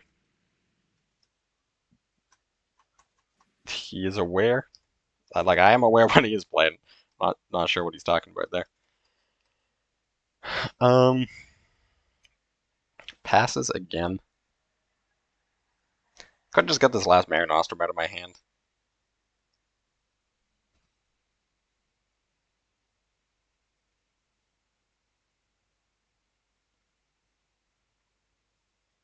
I mean, it's valuable, but like it's not that valuable. I've healed quite a lot this game. And at this point, even if my Careless Talk hits something and just gets straight thrown away, I mean, it's probably fine to just get it out of my deck. Like, get it out of my hand, I mean, makes room for other cards.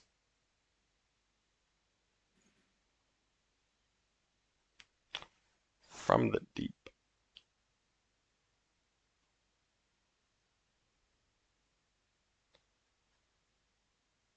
Okay, so I now have the lion for a day. So I could just discard. Like, I don't really want to kill the Black Watch. Um,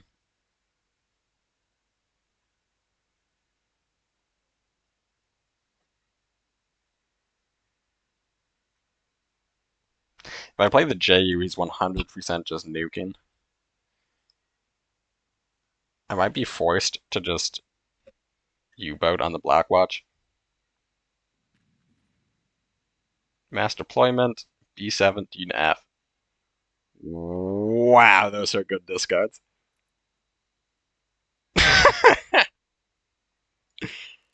um, might be time to just slam the Tiger H. I guess he could like Avenger it. I mean, I'm holding up the countermeasure. I'm still not moving up because I think he could have a lot of stuff that works with the front line. Nuke number 2, and then is he going to play 101st?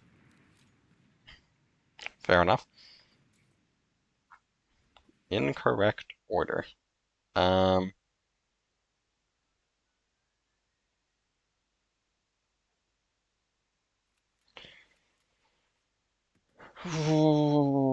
yeah, it's full careless. Um, not feeling great about this position.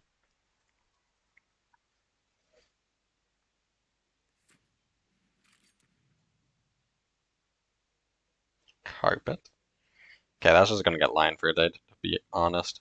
Um, I could also hipper it. I could hipper it and move up, honestly. Um, I could also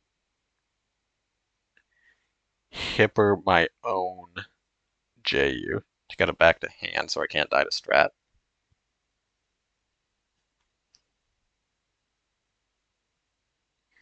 Seems like a pretty uh, big brain play. Could also just like slam. Well, no, because I can't slam Leopold while protecting both of these.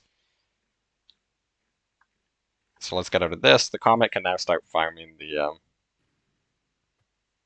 bombers, so I can throw out these line for days slightly more aggressively. Um, if he has the strat bombing, yeah, I think I'm just gonna do this.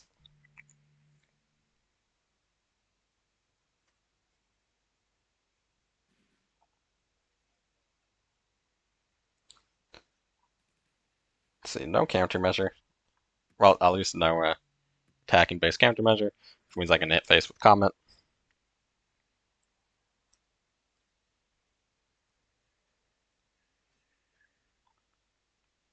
What did he draw? Hellcat's pretty good. Um, I suspect that this is now going to die to a countermeasure, and he wasn't holding up last turn. Like, I fully expect this to die. However, it lets Comet get through, probably. And he doesn't have it, which means I just set up 2-turn lethal.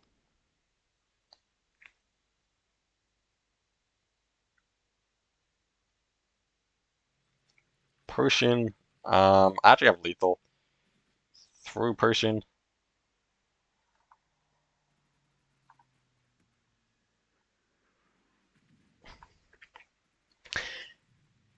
And yeah, help of lucky discards, and I don't know what those 3 cards in his hand were, but they were not plain killing countermeasures. So quick 2-0. I mean, sort of makes up for how terribly wrong the last set went. Show this. Confirm results. 2 and 1. So halfway through the tournament, 2 and 1. If I win my next 3, guaranteed top 8. If I win 2 of my next 3, probably not making top 8. If I lose 2 or 3 of my next 3, definitely not making top 8. Well, if I lose 2 in a row, I'm not going to play the third.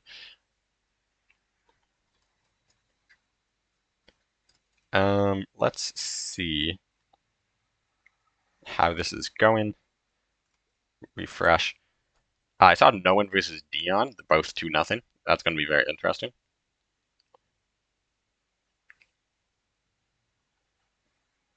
Dian with the probably 2-0. If they, oh, 2-1.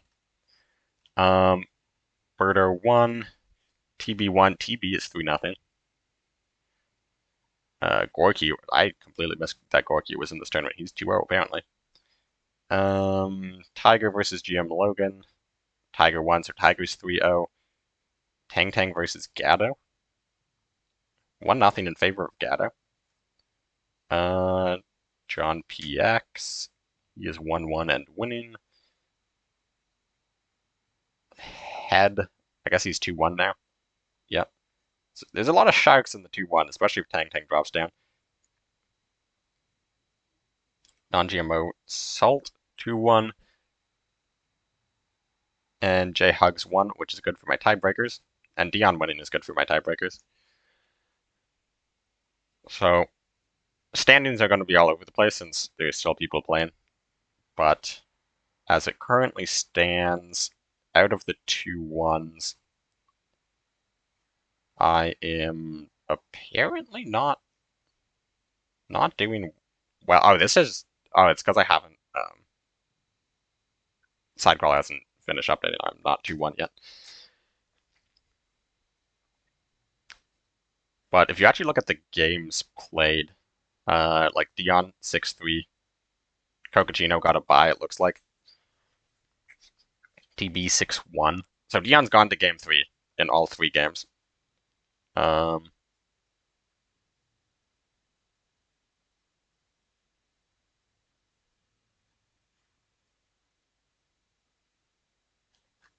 So yeah, I mean, not a whole lot more to update here. Take a quick look at where I place in the standings, and then I will pause until round 4.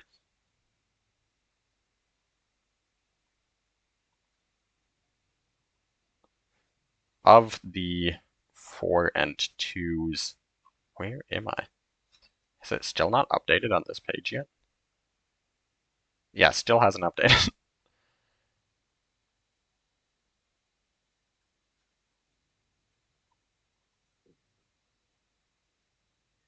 Let's see if it did now. Yep, here it is. 9th. So of all of the 2-1s, I keep saying 4 and 2s, I mean 2-1s. I am 5th of the 2-1s. There's also a lot more that are going to place. So, pretty middle of the pack. Hopefully I get one of these sharks who, like, loses to me and then wins all their other games to help my tiebreaker, but we will see. See you in round 4. And I am back. And our round 4 opponent is none other than Noen. Oh boy. Oh boy. Not a whole lot interesting, I think, happened between rounds. Tang Tang managed to bring him back. So he's 3-0. So going into this set against Tang Tang, the question is, what do I bring? I know he's been grinding that Britain-Japan credit denial. I know he's been like absolutely just grinding that. However, I'm pretty sure he's in contact with Dian. Like I wouldn't be surprised if Dian told him what I played, or if not him specifically, just said, in like a forum they're both in what I played, since Dian played me and then no one. So it's also possible that no one is just expecting me to bring, because if you remember against Dian, he played credit denial Commonwealth first round. I brought excuse me and won. So he might be expecting me to bring that, and as a result, just like bring some crazy aggro deck or something. So I'm gonna actually bring the Britain France deck because this should be fine into credit denial. And then if he brings an aggro deck, I have 4 copies of combo. He is playing Britain. Could be air, probably just his credit denial deck, to be completely honest. I don't even. If this is air, I want to keep supply shortage. Probably Wrath. I think I'm gonna full mulligan though. Okay. Um, Probably gonna do Observer Core and Phony just right away. Hopefully this isn't air.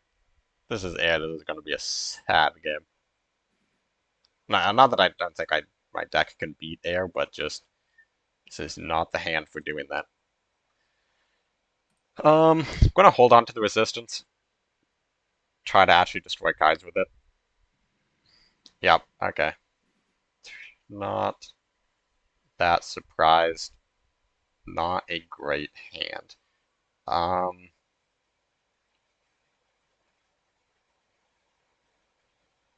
I don't think this is gonna go to fatigue.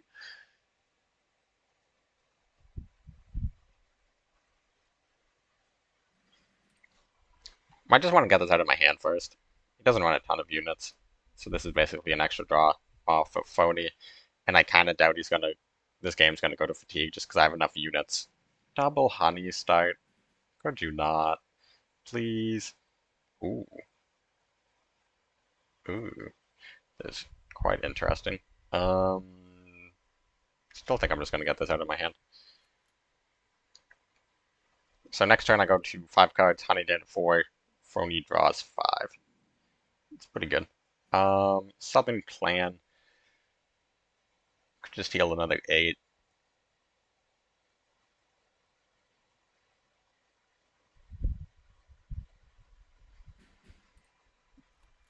Like, I'm in range of him just, like, slamming Blackwatch, but it's not the end of the world.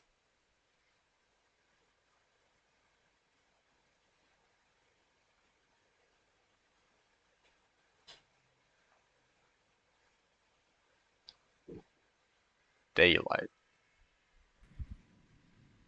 Um,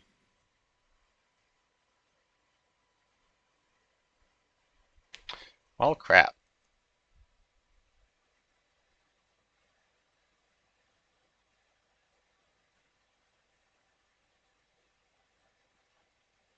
Could do Honey Vive. Could just play Vive. See what I draw. Might do that. So decent number of cards in my deck that I could just draw. Like I'd play a supply shortage right now. Could hit Pioneer. That'd be really good.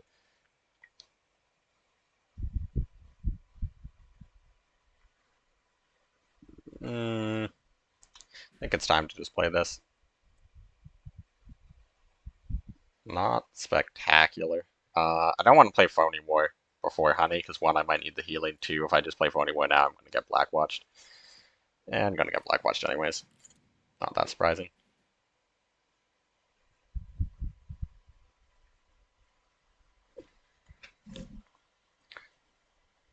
Could just play Shortage Honey. Could also just slam Blackwatch.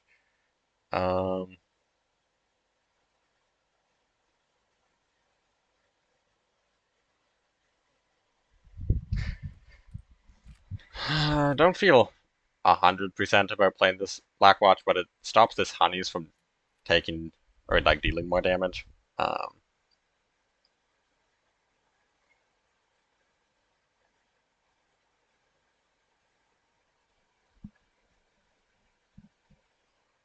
Hopefully this hits. Like I know it's hitting that one Vive. Well, resistance, I should say. Could you chill with the credit denials? Like how do they always have this? Every time. Honey or Blackwatch, or I could just play Sexton. He probably plays combo immediately afterwards. Um, Kind of want to get the supply shortage out of hand. Could play Honey now. How does he? What does he have to kill this? Not a ton. I think I probably want to hold on to that defend in depth.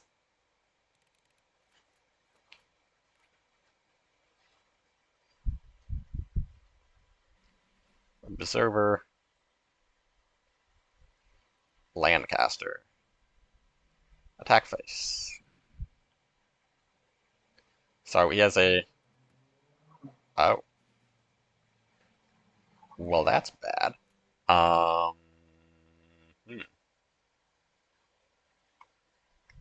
Okay, so we can get rid of the Lanny. Probably just want to pass. Probably has a 10 cost Commonwealth in hand. If he does, that's like absolutely nuts. He had triple credit denial, his 2 Blitz bombers, and Commonwealth with double honey for healing. Don't need card draw, you just have every single card you need in hand. If he Commonwealths now, I can Liberation. If he attacks face now, I mean, honestly, I could just Liberation, I could Phony War. He might kill the honey.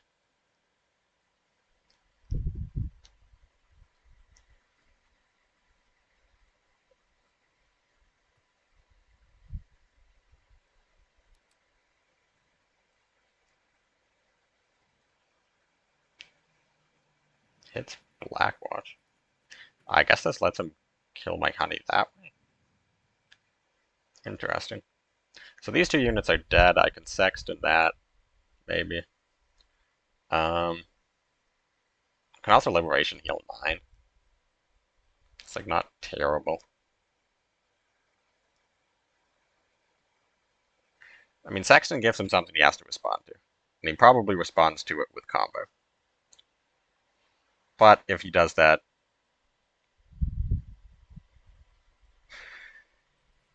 I think I'm going to do this. He could also respond to it with just like playing his own Sexton, which would be pretty annoying. This is a really awkward hand. He might have actually observered. So he played 2 observers. He might have played 1 observer on the Wellington. Convoy into his Sexton. That's annoying. What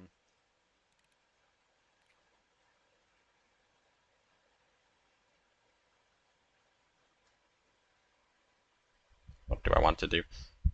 I could Phony draw 4. Like, getting the Liberations out now seems like it would probably be worth it.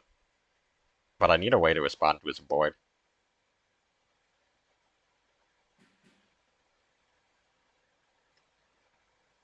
Okay, so just hit combo. Thief stops him from drawing. Observer core. I mean, I don't need to discount the shelling. If I do it on Liberation, I can combo in Liberation next turn. Discard redeployment. So this isn't... Wait, could I die to, like, 8 cost Commonwealth attack and the Japan order that deals 1 damage, discard countermeasures? I, like, could feasibly die to that.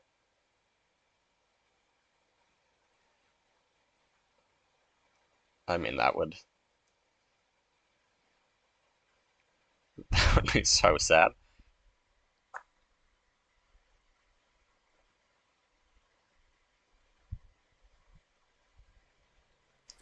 Havre, Southern Plan. Okay, so I think I just, like, win, right? Critical, supply, heal out of Commonwealth range while milling him again. He can only play 1 unit for the next 2 turns. Supply shortage mill does nothing, but I'm out of Commonwealth range.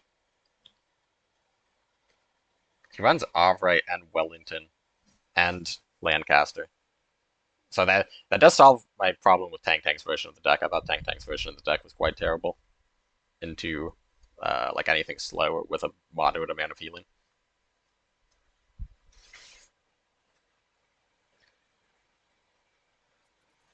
High end. Well, crap. Please don't do that.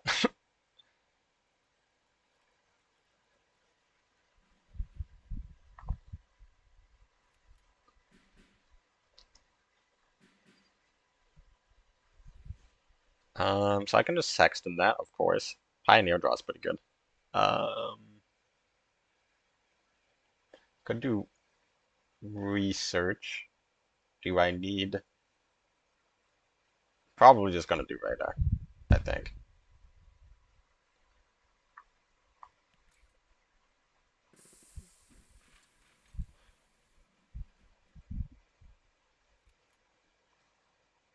Um, I'll start with Sexton. There was an argument there for Monty Liberation.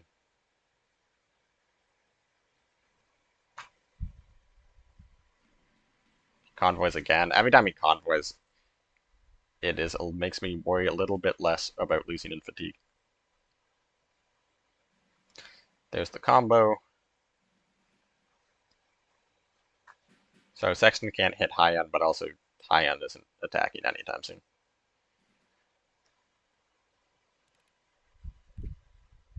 Um,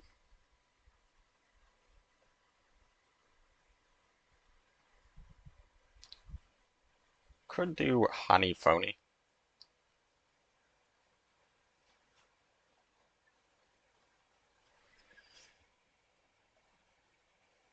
I mean, I think I'm fine with him drawing cards.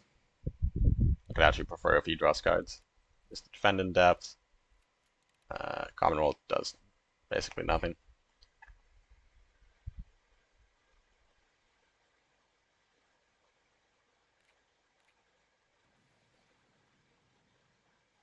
See how many copies of high end he runs. Maybe he just runs like 4 copies of high end and I'm gonna lose.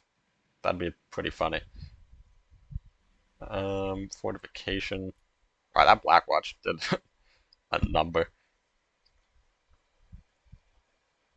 Still can't attack. Might be holding up Ultra. So he could have like 6 cost Commonwealth in hand. So it's definitely holding up Ultra.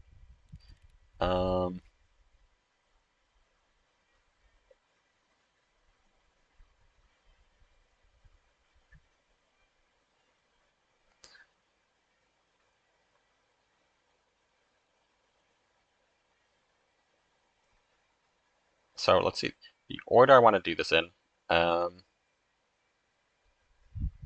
Raft a hand. Supply shortage. Trigger the Ultra. Liberation the overdraws.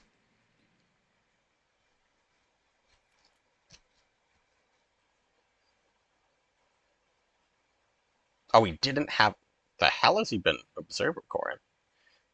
I mean, him discarding Commonwealth is pretty good. I mean, we're probably in the point in the game where he can't play it. Actually, probably would have been better to play critical damage instead. So this dies, but it dies on my turn, so this stays pinned his next turn, I believe.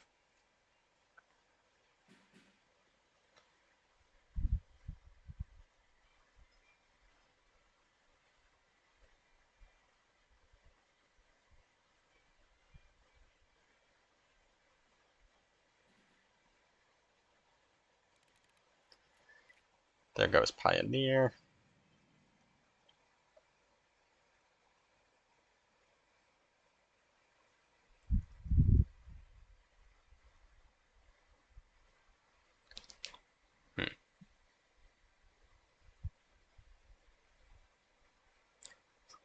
Could be time for a shelling. So what does he has? 10 cards left in his deck. He hasn't played a Crusader yet.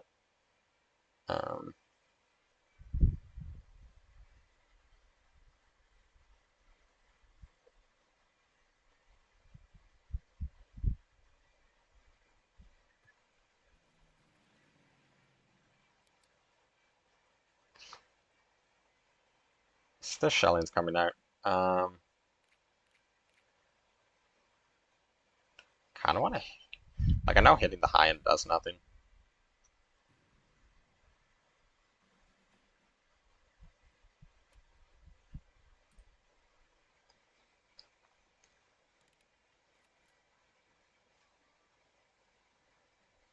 I suppose hitting the high end.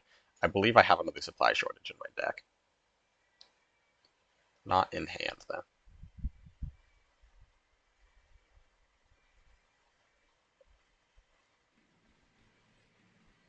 Monty, then Crusader.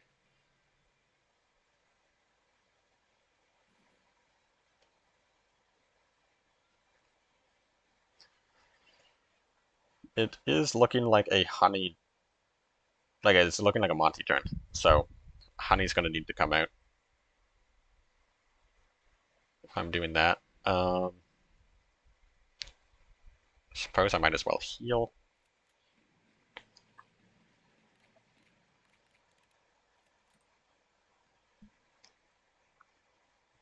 Churchill dies. He can't combo without drawing 2. He has 8 cards left in his deck.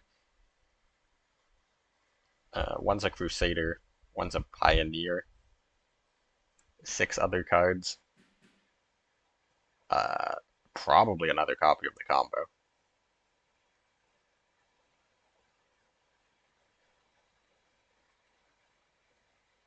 Daylight. So with Crusader Pioneer, that means he has 5 cards left, unaccounted for. So this is probably, if he daylighted that, I suspect this means there's going to be a, no, pass. I mean, that's pretty good.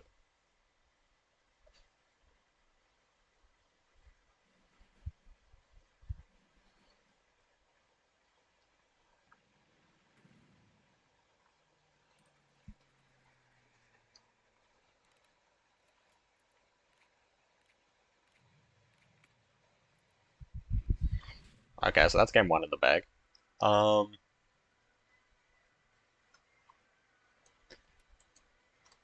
I just bring the same deck again? Like, I feel like Noen is someone who's not going to switch, and if he does switch, it's going to be to, like, a Heinz deck or something, which I feel pretty comfortable with my deck into Heinz, I think. I guess Rally is kind of scary.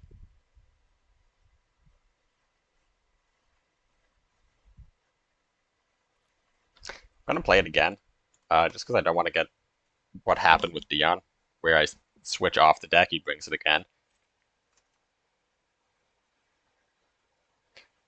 Okay, so he did switch off. This is going to be his German. Well, it could be his German US Heinz with rallies, which would be kind of terrifying.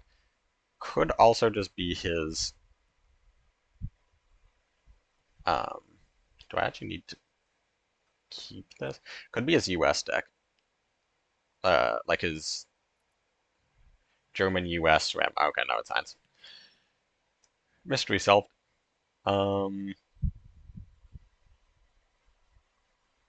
Yeah, I'm just gonna observe record this.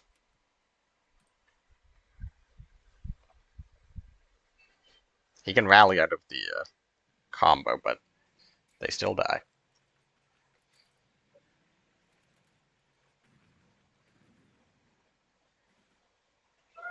I think this is the type of game where I kill Greif when I have the chance.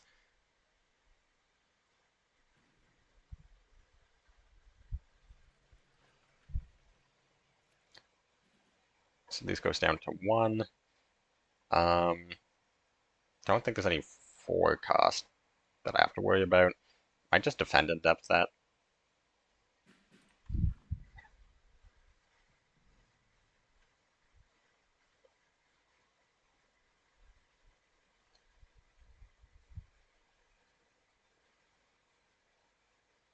Like, it's almost not even worth saving. He goes for the save. They live 1 more turn. I'm just gonna Ultra. Try to catch a, like, Bismarck or something.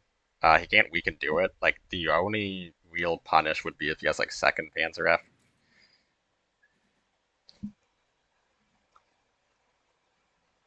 Um, so these are both gonna die.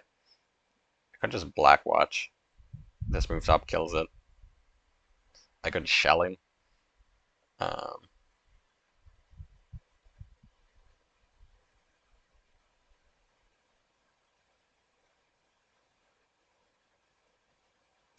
I'm gonna Blackwatch.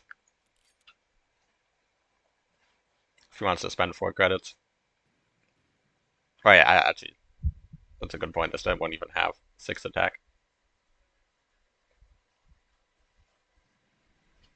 Does he have like the double 1-3 blitzer? Yes, he does. Oh boy. Well,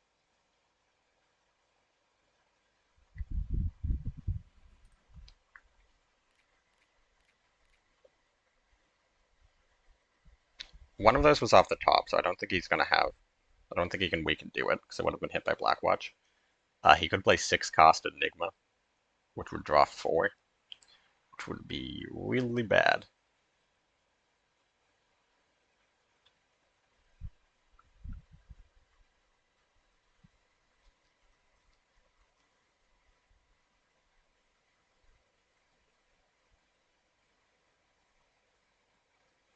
You might be thinking about a rally. Like 4 cost rally hit me in the face.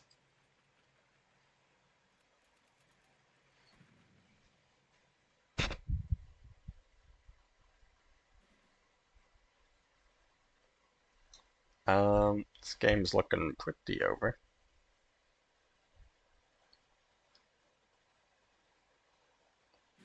I need a supply shortage, critical damage, and then if he has the rally, I'm dead, so.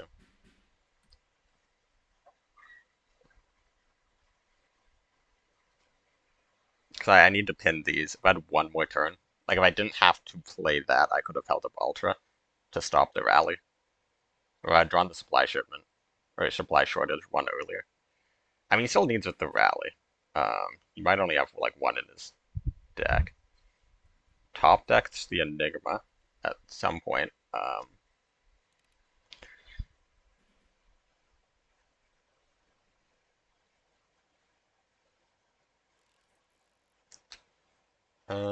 I need to start fighting back on Ward.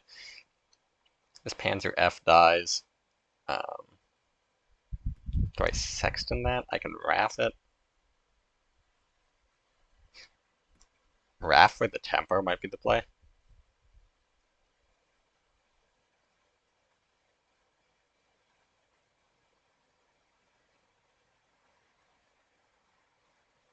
Um, Maybe I need to heal.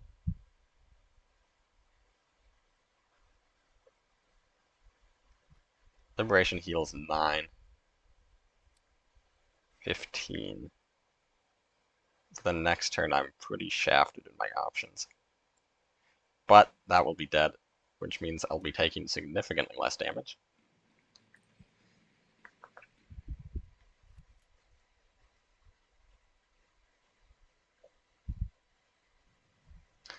Yes, I know that he can just do resistance into the Ultra. What I'm hoping is uh, that I catch him going for a lethal without the Ultra kind of situation.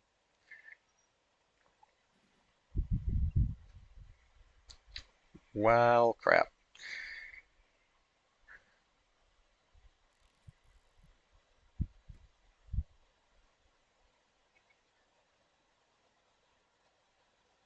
Pin this, I'm dead to. Well, I'm kind of dead to basically everything, anyways.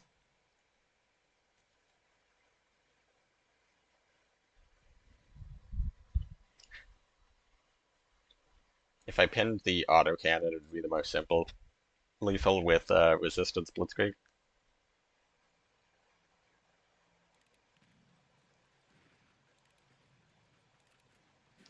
There's the resistance, and there's the Blitzkrieg. Okay. Um,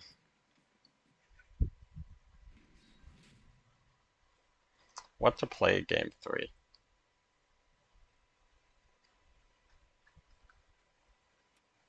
He runs a version that should be much more susceptible to air. I mean, not if he gets the nuts, of course. Um,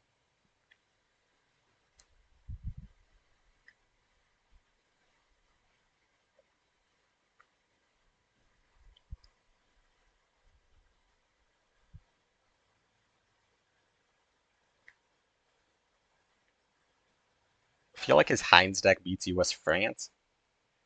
Um, if he brings Heinz again, it's not great. Uh, is there a world where I bring... I don't know. Um, maybe I bring German Italy and hope I don't get high rolled by Greta Denial if he's still on the Brit deck.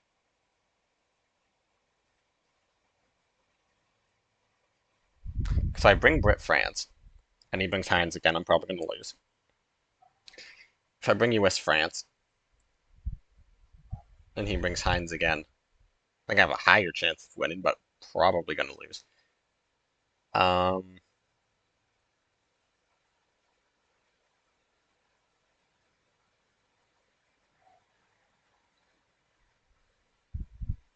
I think I want to bring German Italy. I think it's got the best shot against the two decks he's brought so far, and I expect he's going to pick between the two. And I could try to like think about the psychology or reverse psychology he might do. I think it's a complete crapshoot. He went with Heinz, so it's a good thing I didn't go with the other two. I mean, maybe it's his like US janky ramp deck. That'd be pretty funny. um, keeps 2. Or mulligans 2. No careless on 1, but that doesn't matter because I've set it on 2.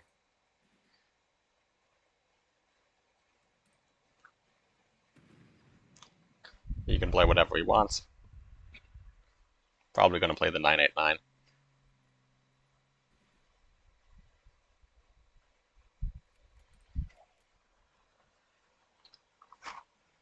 He presumably runs beefs in his deck. I didn't see any beefs last game. But I can't see why you wouldn't. Could you not have Greif, like, every single time? Holy crap, dude. Greif pulls beef, so that answers that question. I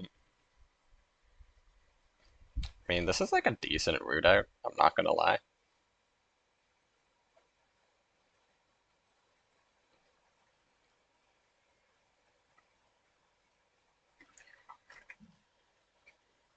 Oh, this route out is looking pretty good.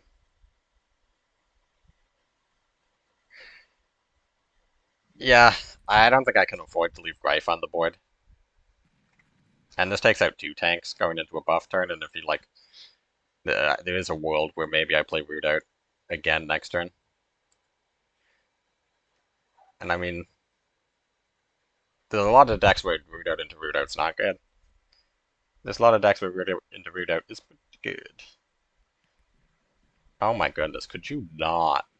Okay, at least he trades. Um, hmm.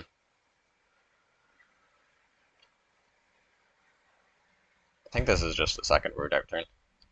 If he has the Enigma, he has the Enigma. I think he runs like 1 week and do it or some nonsense like that. 38T. I mean, I can get this to the front line. I can no longer get this to the front line.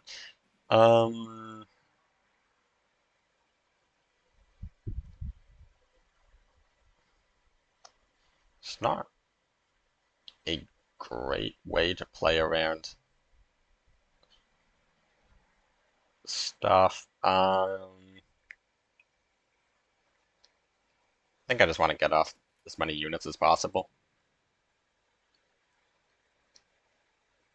And developing the unit's always better than just playing in order.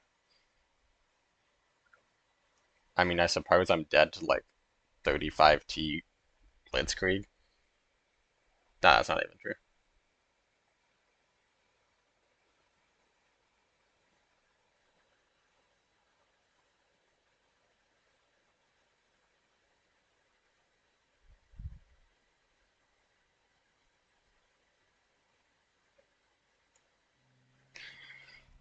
Okay.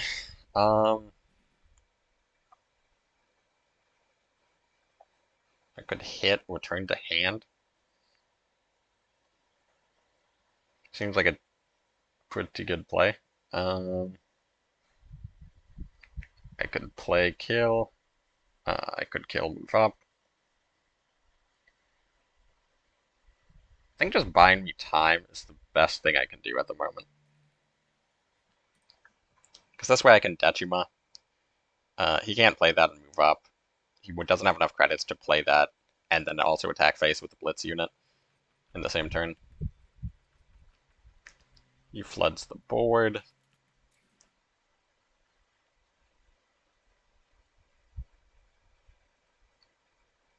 So I think I want to do Bologna Martyr, move up.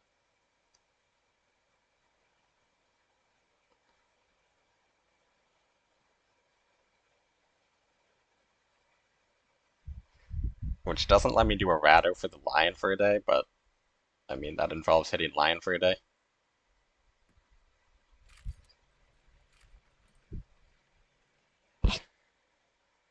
What's he gonna rip? I mean, best case would be Enigma, because you can trade Enigma to draw 4.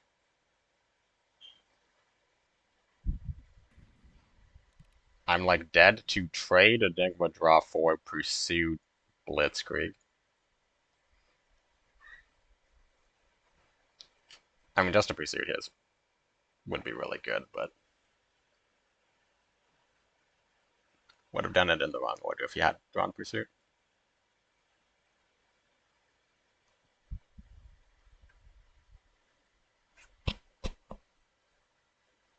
He's thinking. If he moves up Panzer E, it lets me kill it with attack in the colonies. If he doesn't, I kill it with Decima. He does not.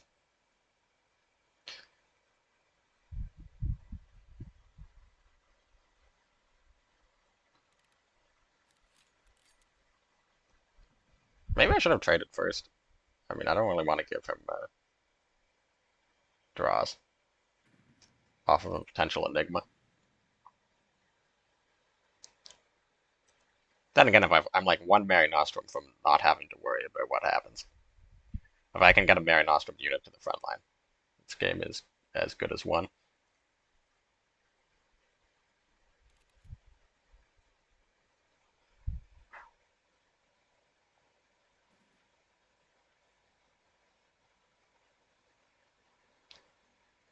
Um,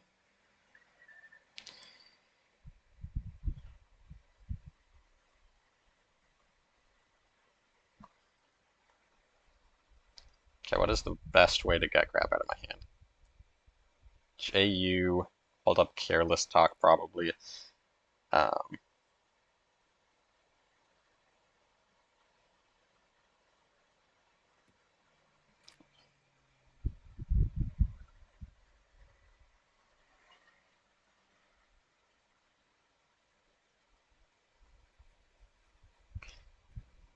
yeah, I'm just gonna play out the errata as well.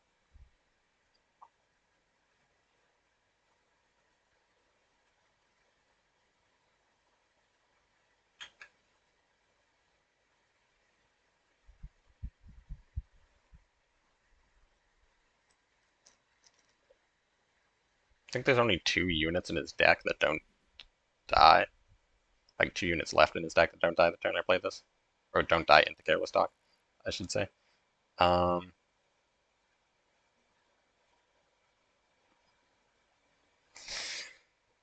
so I can hit face for 8. If I move up. So I hit face for 8, goes to 12, I have 10 in the front line, sets up 2 turn lethal. It's pretty good.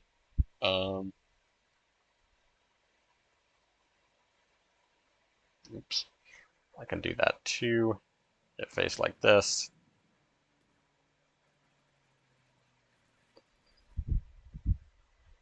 I'll also play that out of my hand. It's not necessarily a read that I have Careless, because I wouldn't necessarily want to attack with this, add another card in hand. It's looking like this is a W, though. Yeah, that's the card he needed. Hopefully it is not. Okay, got the surrender. 3-1, and that puts no one out of contention for top 8, which is interesting.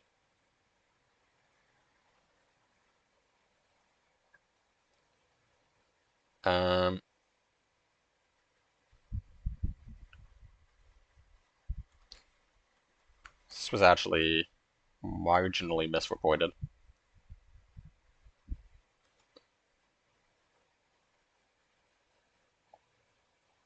It says here that no one won game 1, I won game 2 and 3, but whatever.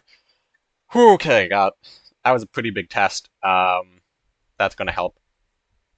Assuming he doesn't just drop, because if he drops, he's 50% win rate, which kind of sucks. If he doesn't drop, that's going to help our win rate. 2 more rounds. Let's check on what else is going on. Did I? Yeah, I did. Okay.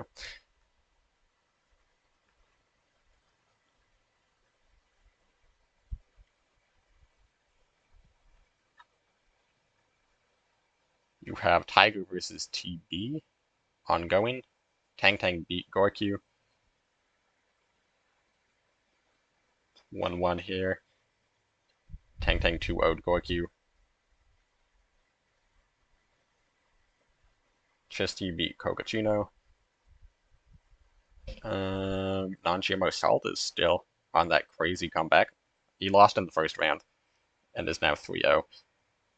Dian wins again, so Tang and Dian are 4-0. Chisty is 4-0, and then the winner of Tiger versus TB is 4-0.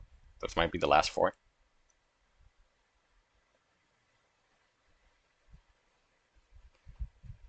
GM Logan loses another after a strong start. Gatto bounces back. Beats Bison. I was unaware of Bison. I swear this is the first time I see Bison. Wait, where did I... Am I blind? Oh, here it is. Birdo 1. So Birdo is 3-1. Let's take a look at that standings. So of the 3-1s, I'm now second. Behind only AndYetItMoves.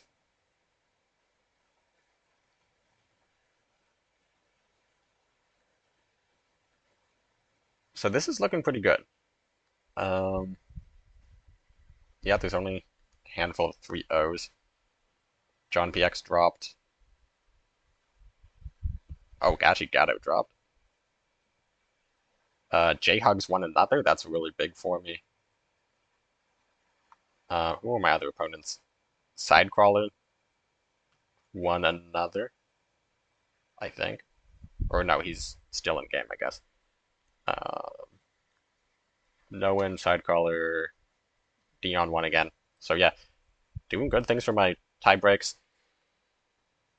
Not a ton of games left. Yeah, Sidecrawler did win. So I will be back in round 5, and we'll see where it goes. Alright, back with round 5 against Atlas. I'm not familiar with this player, but he's taken some pretty big wins. Just beat John PX in the last round. So I'm not exactly sure what to open with.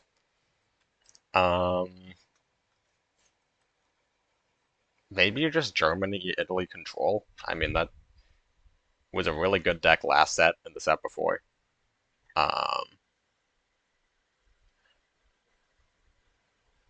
Like the other option would be bring Air, because I don't have any specific reason to believe he's going to be playing the like credit denial combo.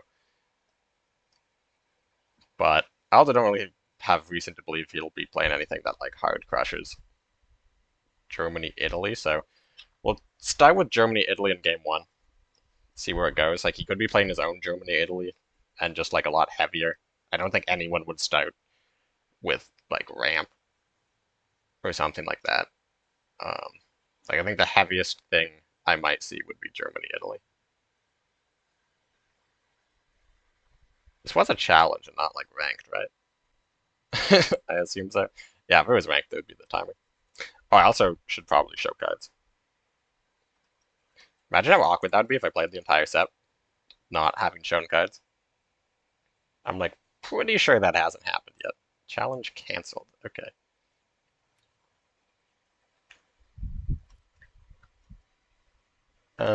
Let's see. There's Dian versus TB and Tang Tang versus Chisty as the four O's. The battle of the four O's. Birdo versus Gorkyu. No one versus Side. Oh, no one versus Sidecrawler. It sucks for me because I mean I guess that means I'm guaranteed to win in a loss, which could be worse. It's Germany. Okay. Um.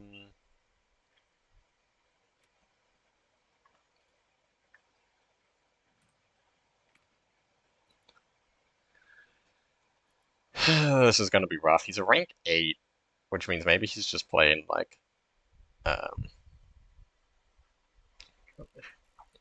maybe he's just playing like some sort of aggro deck, maybe Alpine or something stupid. U16 discard, apparently. If I do Hankel attack, what can you kill it with? Sudden. I can live with that.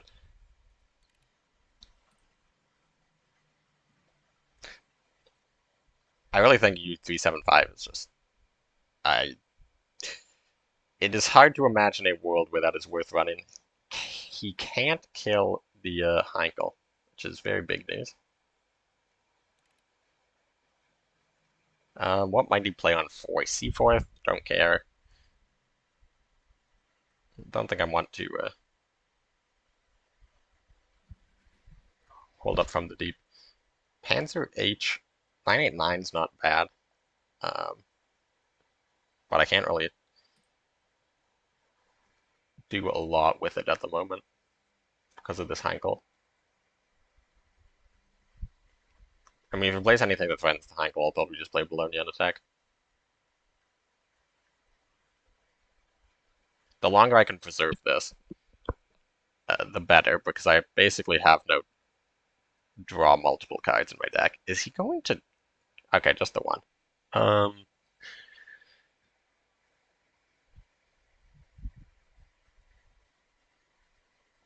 So if I play this, I go to 9, which means I have to play a card. I suppose I could hold up from the deep.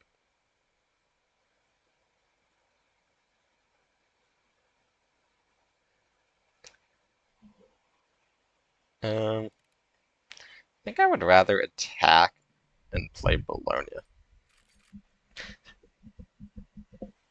Does get punished by Wrath, or well, if he's running this, he's probably not running Wrath. Does get punished by the Yegg Bomber.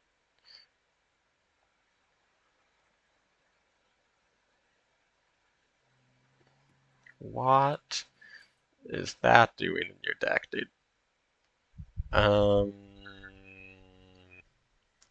I just slam JU. He can't annihilate it yet.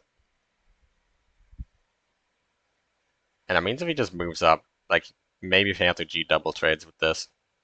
Like I think this is basically the only way to threaten this Panther G. Because if he moves up and kills the Bologna Regiment, and then I trade with JU, it doesn't really turn into a 2-for-1, since I get my own Panther G.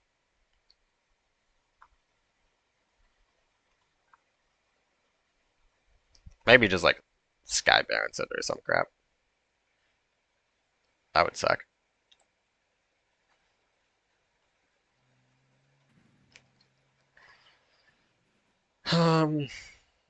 So here's an actual problem. I need to have hand space, which I can't do. So I'm just gonna Yegg and go phase. If he replays it, I can Detriment. Probably he's just going to annihilate the JU. He's still a couple credits off Schwalbe. MI5. That's a very good sign. What did he put? U16. I can live with that. Probably discard the Sudden Strike.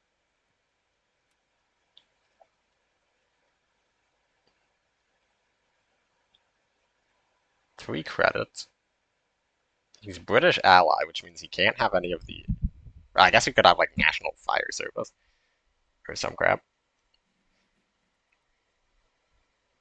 Gonna get a Marinos from going to hold up from the deep. Does he have a way to?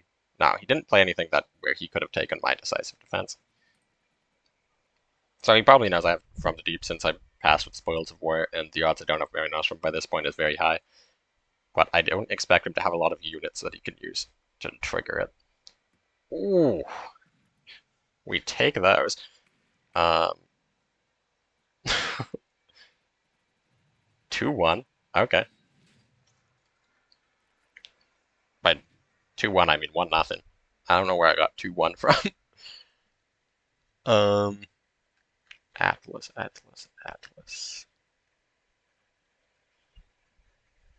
There is the challenge.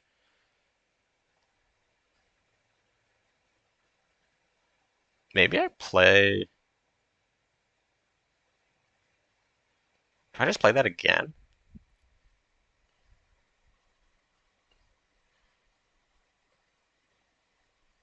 I mean, I don't. So he switched to Japan. Probably just Jagro, judging by his rank, and also the fact that there's one playable Japan deck.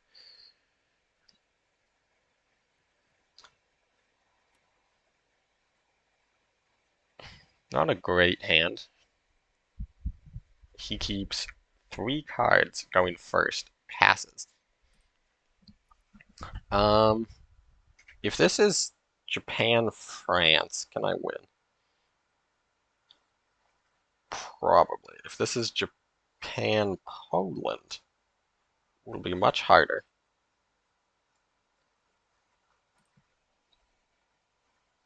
Keeps 3 cards, passes, and passes. Scouting.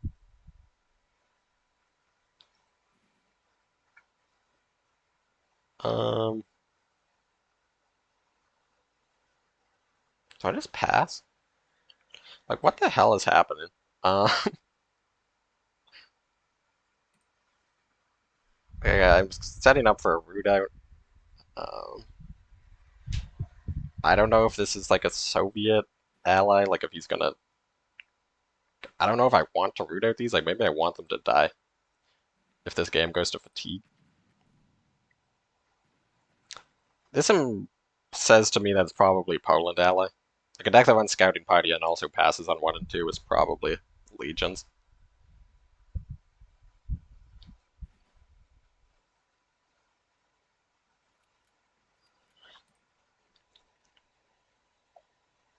Passes on 5 credits.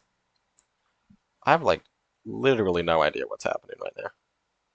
Sendai. Well, that's annoying because it doesn't get the buff back. Could hipper that. It's kind of bad, to be honest. Crap. This is a really awkward situation.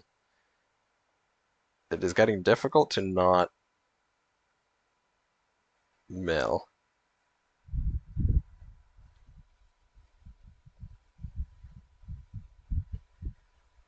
Like, I guess I could. I really do not want to have to hipper.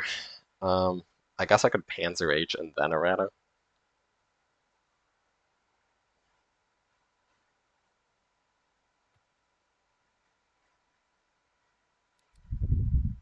Don't know if I purposefully want to put myself down on cards.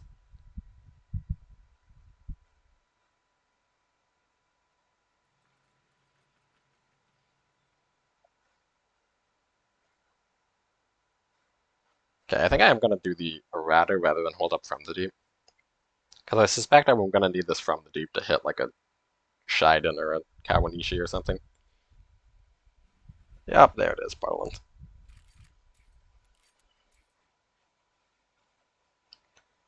Bring on the intel.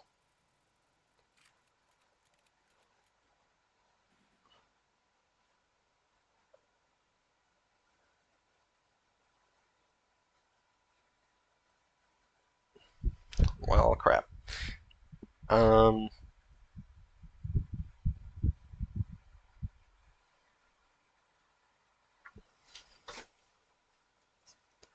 so I'm still at a pretty big risk of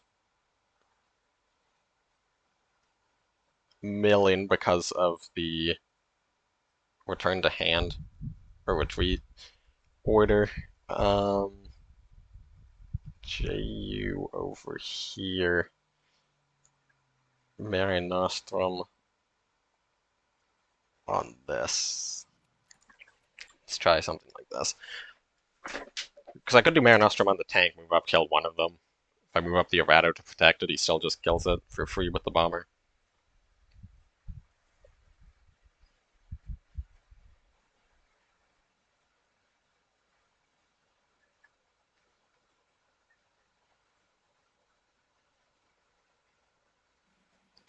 So my ticket to a win in this game is Comet, and/or just healing a ton. Mainly Comet, because he straight up can't kill it. And he has a limited number of guides. A ridiculously high number of guides. But it is limited.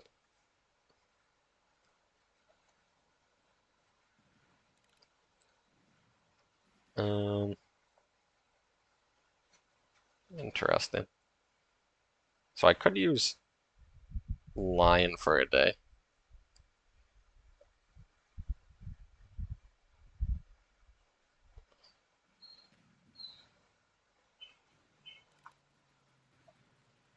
So I go to 8, he can...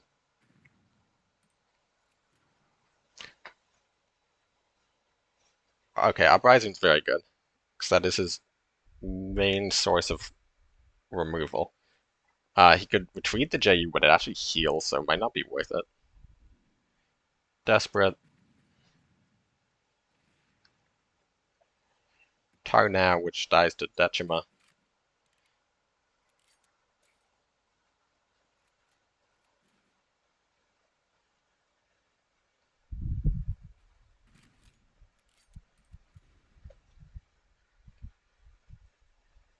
So he has intel on the From the Deep, which... Did I play the non-intel Decima, or did he have intel on both? I didn't actually realize I had both in hand. I'll probably just slam Schwalbe. Okay. Hmm.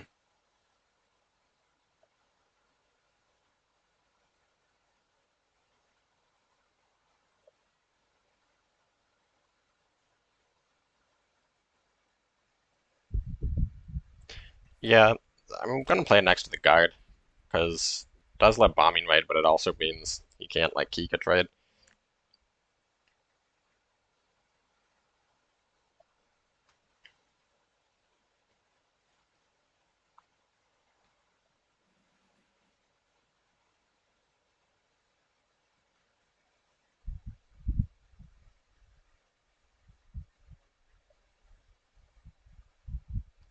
What's he going to do? Presumably he has a way to remove Schwalbe.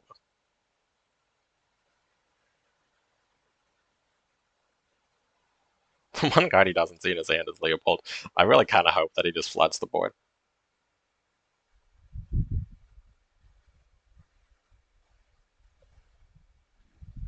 Long range. Pass.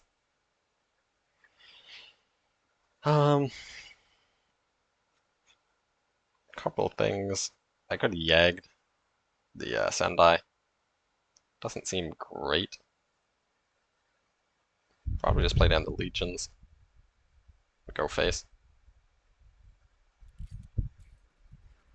Maybe move up. And maybe I Hippery the Detriment, actually. Do I want to do that? I feel like I don't have any shortage of killing his units. Stuff in hand. And with Legion's Hipper kind of acts as removal on its own, and him going to 9 cards is fine.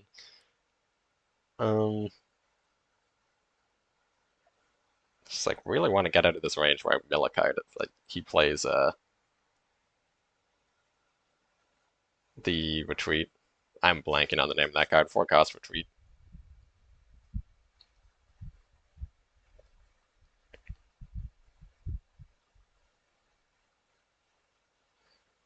So he's down 3, 4 Polish cards. 5, 6, because that's his second uprising. And I got my 9/8/9 back. So he's now down both uprising. That's really big. And there is the reason that that is big. Do I play that name? I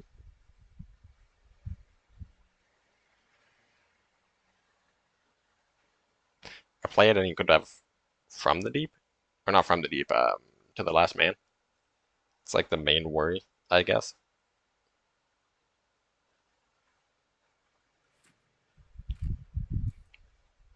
And he knows I have From the Deep, so I'm not going to play it.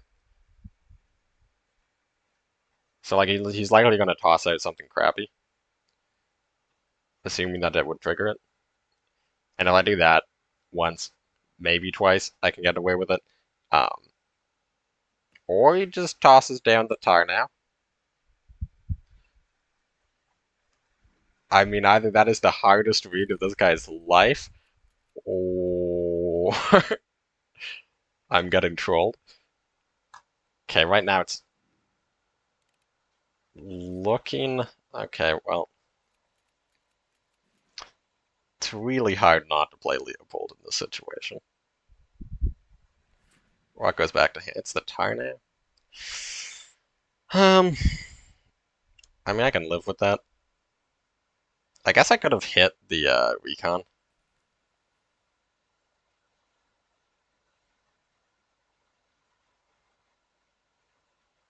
Do I want to get this out of my hand? Probably.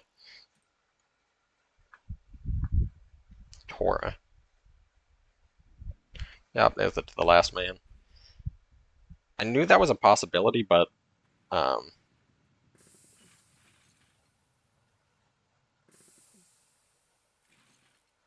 also couldn't like greatly play around it.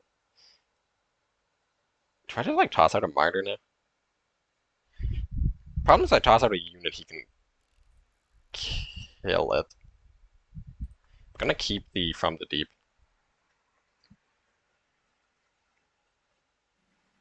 Plan west.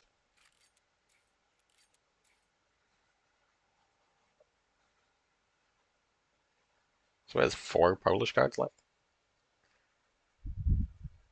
Lurking Danger Mill is probably the best mill in my deck, I'm not gonna lie.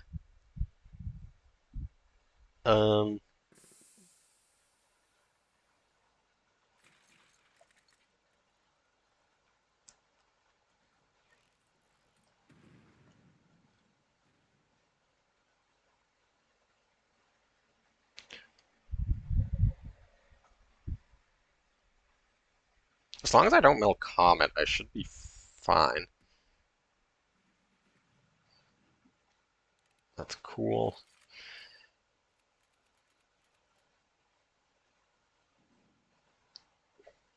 Isolates his own tar now.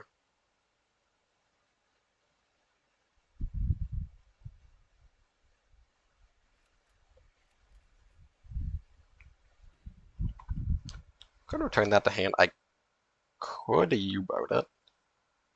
I think it's a little premature to do that. Or is it? So he has 7 cards in hand, and I have no reason to believe that he has bad cards in hand, and if I Yeg Bomber, it starts putting bad cards in his hand. Imperial Decree is garbage. Bombing Raid's okay. I would have really liked to have hit one of Kika Last Right's Kawanishi. Because I think there's a good chance I would have needed to hit one of those. And Martyr.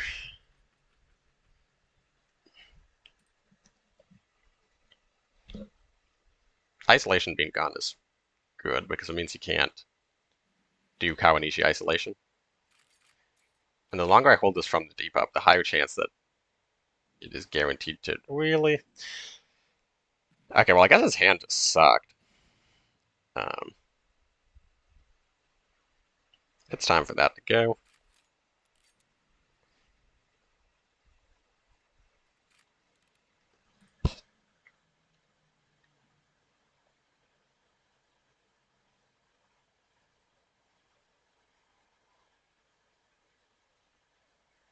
He's running low on intel cards. He probably has a long range recon in hand. Doesn't play one if he has it. Do I keep this at max health? I might want to get rid of the sudden. I feel like he has legions left. This is his third Plan West, I believe. So he's played 3 Plan Wests, 2 Karases, 2 Uprisings, 2 Tarnars. So he has 3 Polish cards left. He hasn't played any Underground States. That's the name of the card.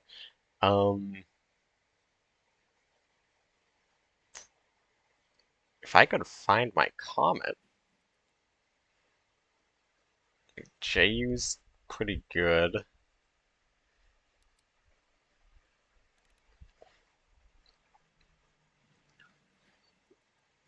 Oh my god, where is this Comet, dude? Attacking the colonies. Have the feeling. Oh, please let me do that. Mouse started to bug out there. I have a feeling that there's going to be a point where there's like a Kika or a Shiden that's like damaged and on the board. I played this here, so I can't do Kika into it. Would have been pretty funny if I picked Careless Talk, and then he did like Kika attack into it. And unknowingly. Okay, I need to get this Comet. So this is the turn he slams Kika.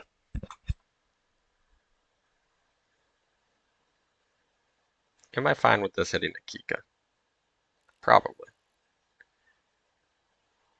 Like, I'm fine drawing cards, because if I find a Comet, I should win. Here we go.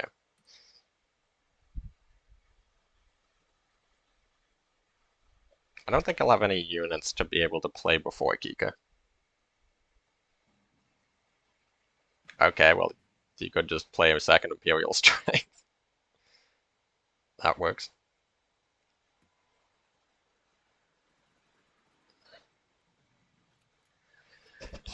I think it is time to move up. So I go to 6. I go to 7 cards in hand if I attack with this. I think I want to attack with it.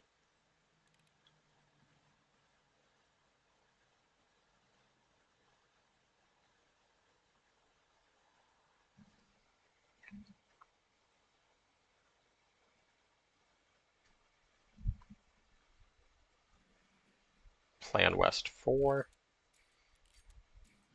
Last rights. So that's a 10. Decisive defense is going to help. Sack this.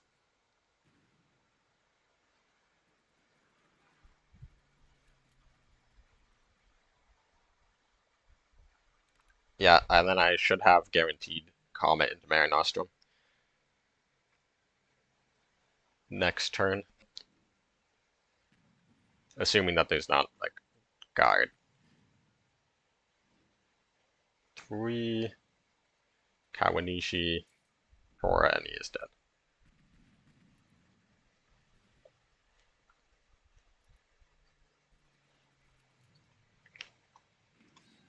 Well, quick 2-0, which means we are on to round 6 at 4 and 1, which means it will all come down to the last set.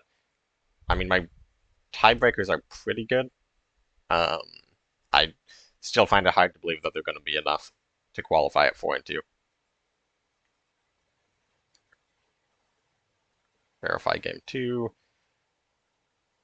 verify match results, and let us look at the current situation. I'm going to refresh this page.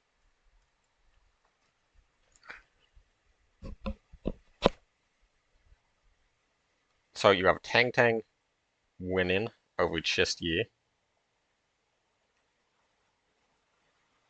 The website would load.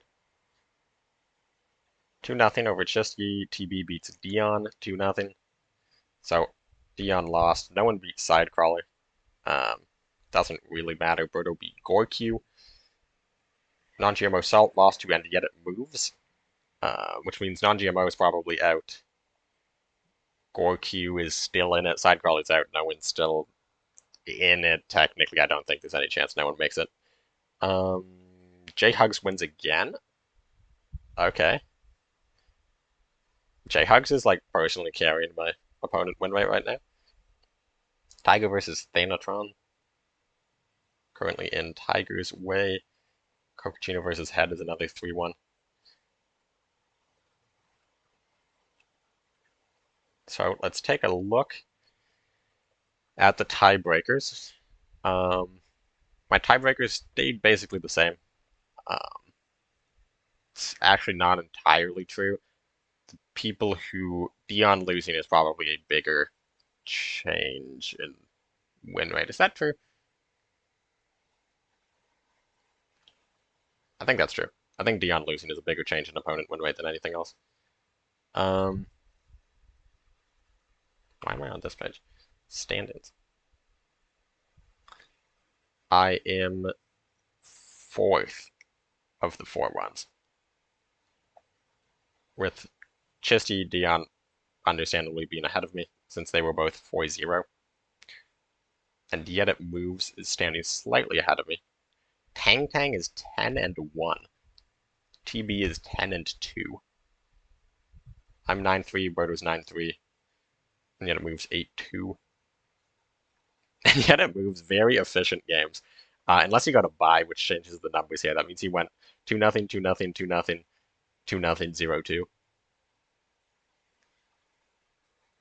0-2. If we go down here, a whole lot of did not finishes. So, yeah, I think there's not a whole lot left between now and round 6. Well, a whole lot left to look at, and this video is already just under 3 hours long. My goodness. Well, I'll see you in the final round. See who my pairing is. Hopefully, it's not Birdo. That would be so tragic. But I don't think there's going to be any easy player to get at 4-1. And I am back. It's not quite round 6 yet. Should be up any minute now, but thought I'd start recording slightly before then. Here is the current look. TB and Tang Tang guaranteed in. And then the 4 ones, Dion, Chisty, AndYetItMoves, myself, Cocaccino, Birdo Burrito, Thanatron. Which means there is 7 4 ones. Which means there is going to be, not counting whoever loses up here, these 2 are guaranteed in. Of those 7, 3 are guaranteed to go 5-1, with the possibility of the 4th, which means there will be 5 or 6 6-0 and 5-1 qualifiers, which means there will be 2 or 3 4-2 qualifiers. Which means I'm sitting at 4th of the 4-2 qualifiers. Not bad. No guaranteed qualification. However, if I lose, it's going to be losing to someone going 5-1, probably, unless I'm the 1 out of 7 people who has to fight at 3-2. And a lot of these other 4 ones are going to be going up, so I won't have to go with their opponent win rates. I'll have to compete with the opponent win rates of the people below me. If you actually look at the number itself, my opponent set win rate 60. If you look at the 3-2s, 66, 65, 62, 60, 61, Head already dropped, which I think is a little premature. But yeah, certainly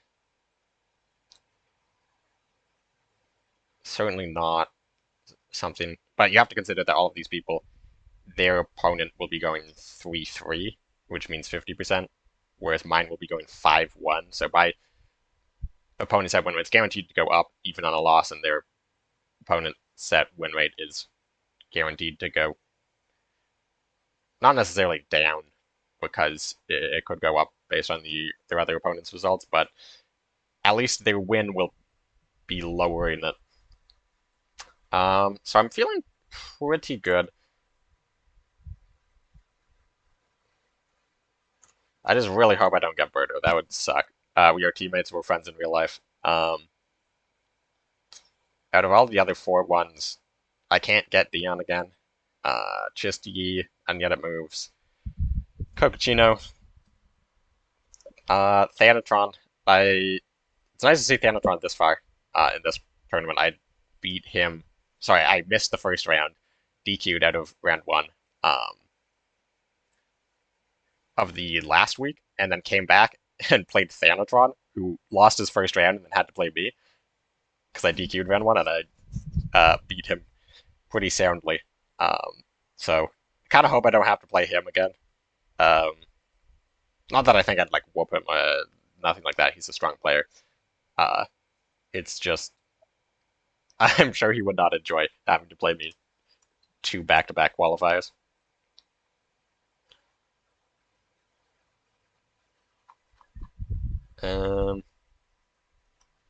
Might have been a little premature to start this. I thought all of the games were done, but it's now appearing like it's not. Oh yeah, this game appeared as a DQ, but I guess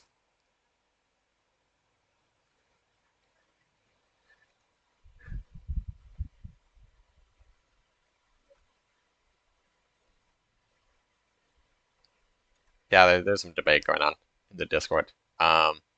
Looks like this game's gonna finish. So I will unpause the recording at that point. So be back with round 6 and my opponent. All right, back for the final round. I was supposed to be getting a dinner reservation. Going to be pretty late for that because this tournament is dragging on. AndYetItMoves. So I suspect this is going to be credit denial. I know he's a big fan of Tang Tang. Let's check who he has played. Who has he played? Played against Atlas, Salt, TB. Check in.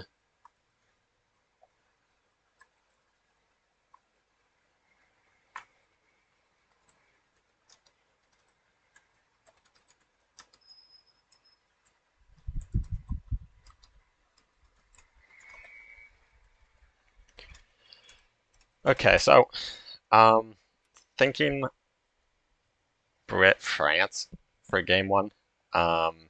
Maybe US German. I think he's in the Chinese forums, so there's a good chance.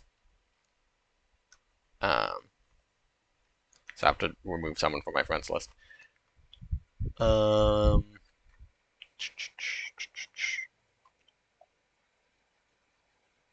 Otto the Blue, your day has come. So there's a good chance that he knows about the US France deck.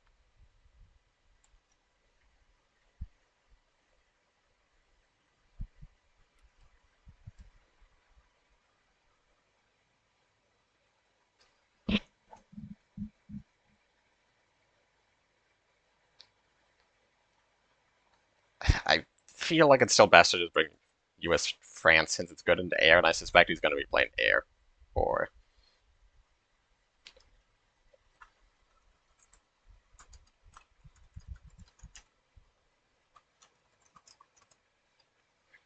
sorry, I just responded to messages. I expect him he's going to be on air, or the credit denial deck, and I think this is good into both of them.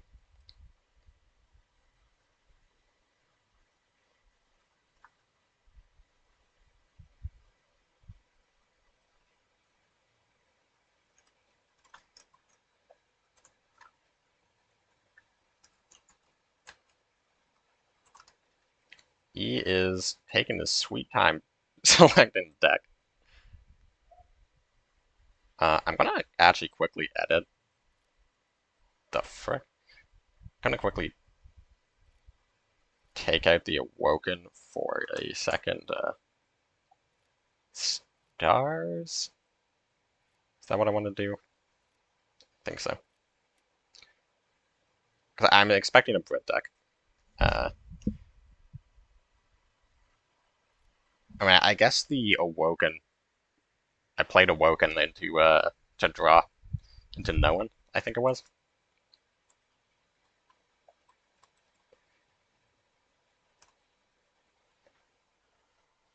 So I was just checking the Discord. I saw some people say he was on air. I mean, I'm not going to take that for gospel because people switch around a lot, especially if they think they're getting predicted. If I keep phony, I'm kind of worried I might run out of cards. He full mulligan. I'm gonna keep this in case it's air. And I'm gonna keep DFA just because it's just the best of my forecast removal most of the time. And then patrol in case he has Fiat. Turn 1 Fiat.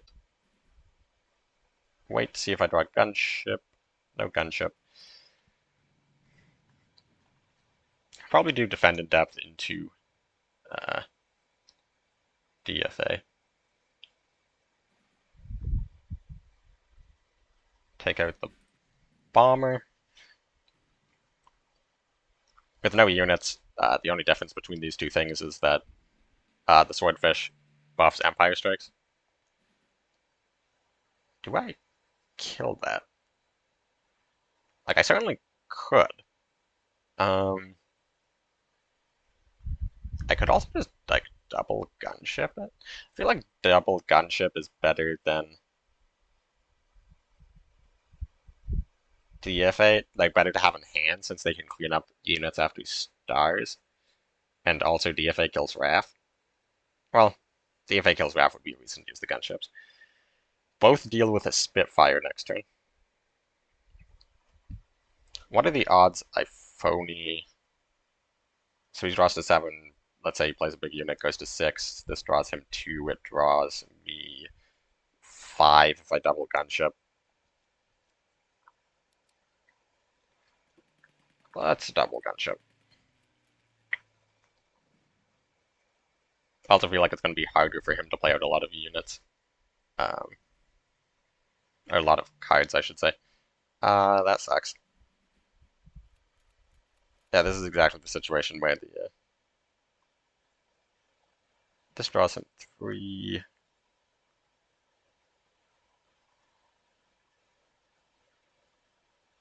I mean, I feel like he's just going to be playing out cards faster than me, so this is like the best time to go for the phony.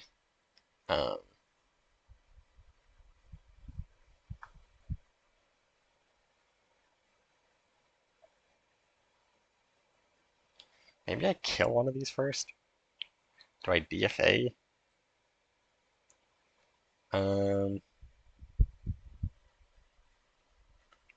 Let's DFA for the credit efficiency.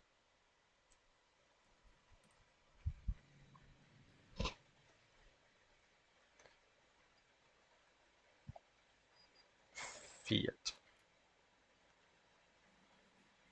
Oh, jeez. Well, it's a good draw. Above average.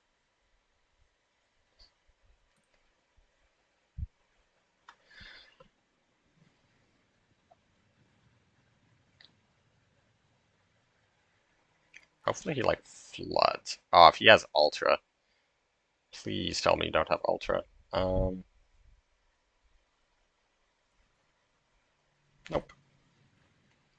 So I'm on 16.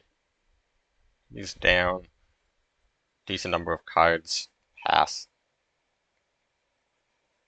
So if he Lend-Leases next turn... So I could phony here. He draws 3. I draw 5. However, if he Lend-Leases next turn, I do phony. He draws nothing. I draw 4. Which seems much better. There was the where he just, like, I don't know, smacks a ton of crap. Okay, I got the Lend-Lease read.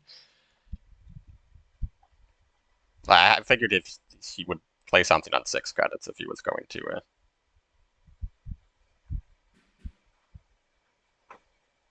Second stars. Down HMS, I'm going to hold up Counter-Strike. Down a Finest Hour, so he now has 1 Blitz. Like, he has 1 Finest Hour, so basically if this Counter-Strike triggers, it will be eating his last burst. Well, he has Empire Strikes, but it's essentially a non-factor. It's down 2 close air supports. Wrath.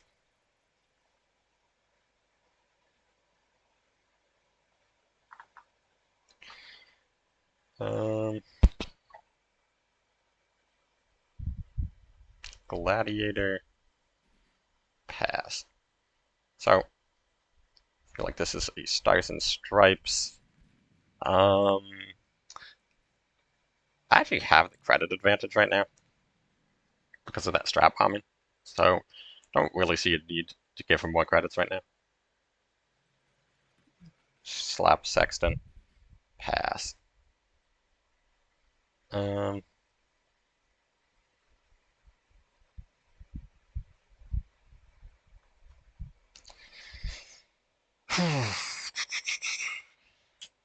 guess just United we stand first. See if it triggers Ultra. Okay.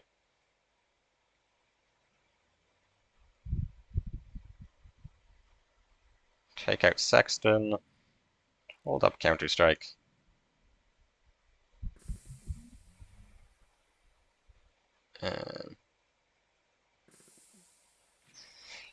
Yeah, with Counter-Strike active, I don't think I really need to worry about healing now.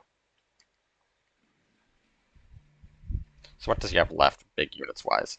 Kitty Hawk, Spitfire, Wrath. Ow.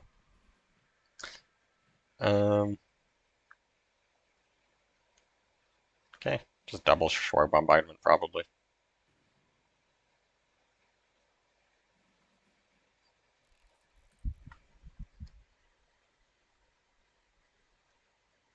He has lethal with, well, he thinks he has lethal with Spitfire.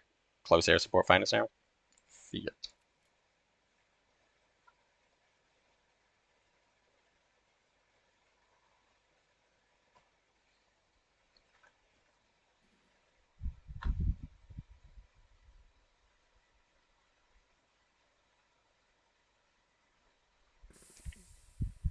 Oh, this might be a pressurized cabin game.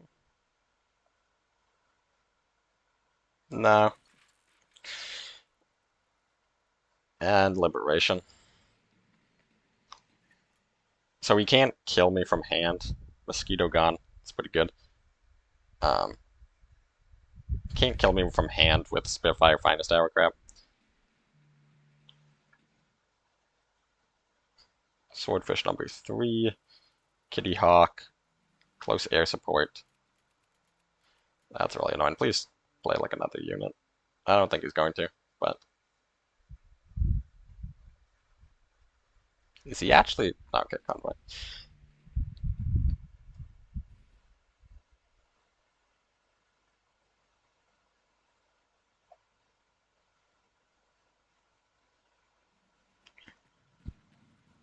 Take out that. Kill the higher attack one. And heal.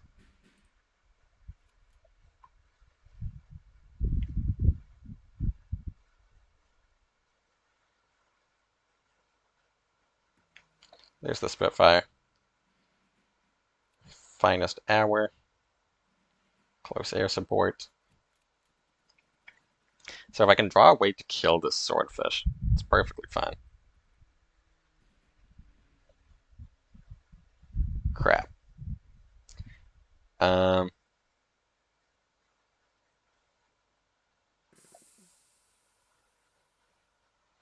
Well, this is a penicillin kind of turn. Air defense united we stand would be pretty good. Crap. Can heal to 18. He's definitely gonna play around this. I am dead to just close air support this way. However, I still need to win. Empire strikes. Yeah, I really should have just gunshipped. He's not an idiot. Kind of threw this game.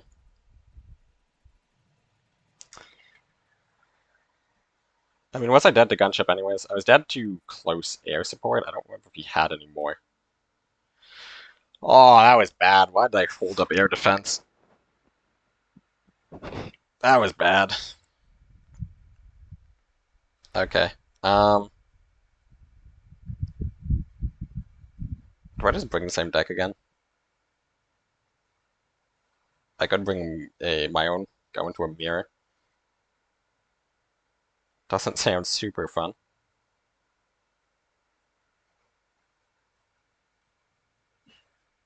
I think I'm gonna bring it again.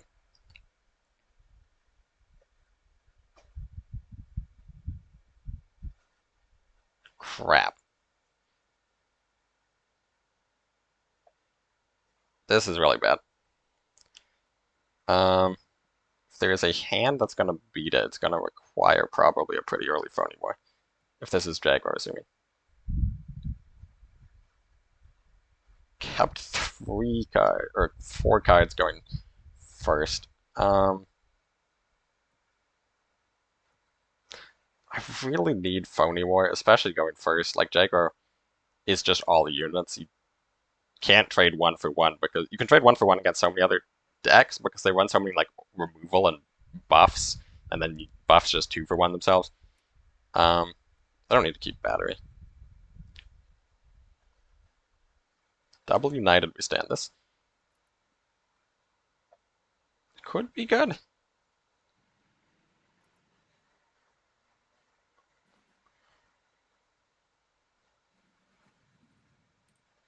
Okay.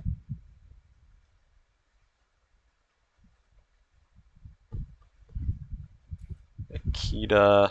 Probably would have wished I had the patrol there.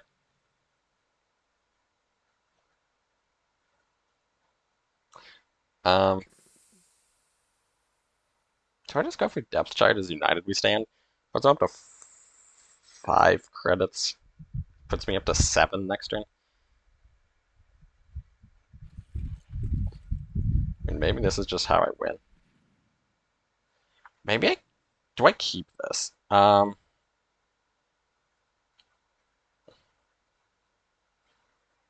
I play it next turn, it lets me do phony depth charges.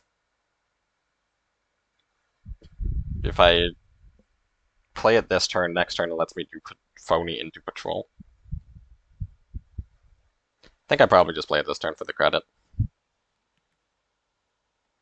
Like with 35 Ts and stuff, he might as well be able to deal as much damage this turn as otherwise. And this way it probably encourages him to go, like, I don't know, move up a veto or something. Cargo, 35T. Interesting.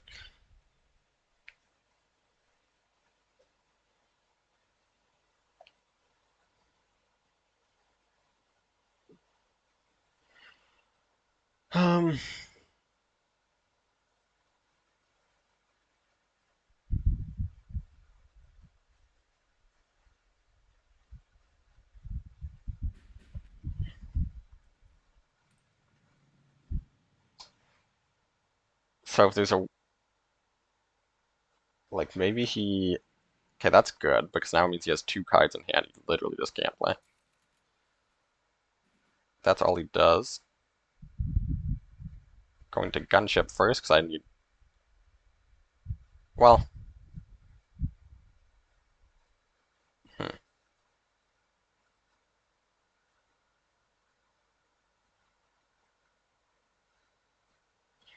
yeah, I should kill this. I'm regretting taking out that Awoken. What's him for? Cross of Lorraine. I still have patrols in my deck, but I'm obviously have not found them, and he has enough destruction effects. I might as well kill the higher attack unit.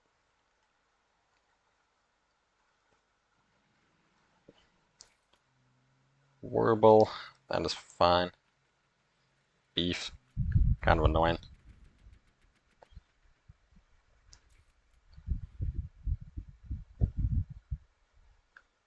Um, so what things are definitely happening? Gunship is definitely happening. And then I can do probably shore bombardment to be credit efficient. And DFA. By DFA, I mean defend in depth.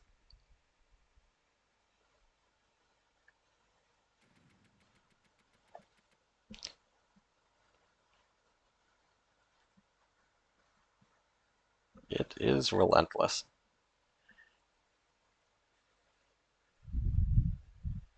So that lets us take out the Akita. Then heal.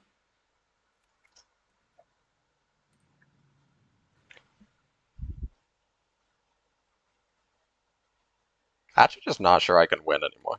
Like, maybe I needed the nukes. I mean, maybe if he doesn't have Feign, well, that sucks. Um, well, I'm about to be facing down every single unit in his deck. He still has 3 orders, actually.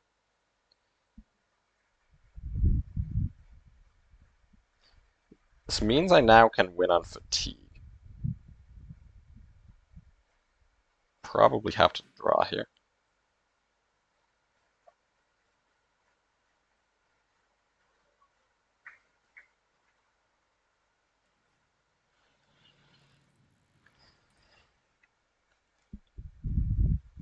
Is there a world where I can actually just burn him out? Maybe. I think Key is actually like a net good for me. Cavalry is really bad. I cannot have him getting 1/1 blitzers, second cavalry. Okay.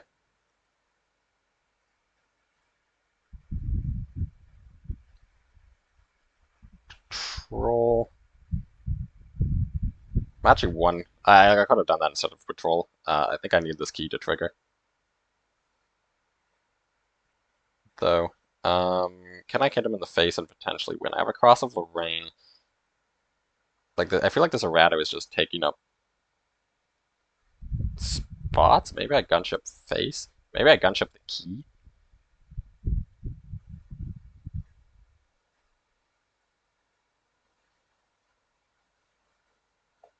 So he goes to 10, which is not getting enough cards where that's going to become relevant. Problem is he's never going to run out of cards again. Yeah, I hold this and defend in depth something in the front line.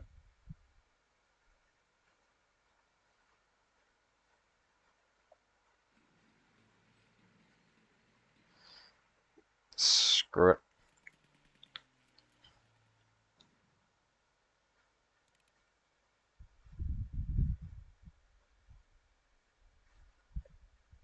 Signal. Interesting order.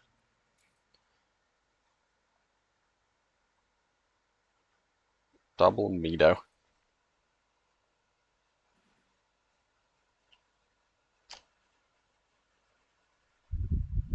Well, this sucks.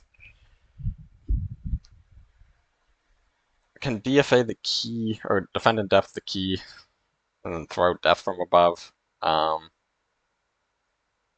Guess I can death from above first.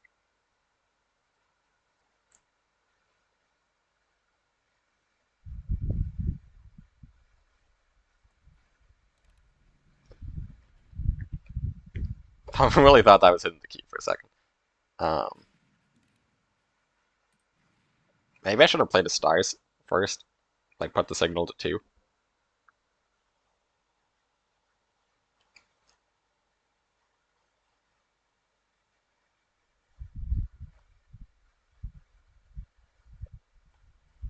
Probably just dead.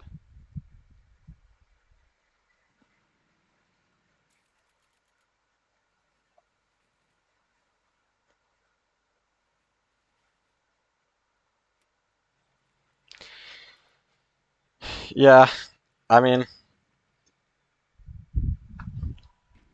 crap. I messed up game one, and then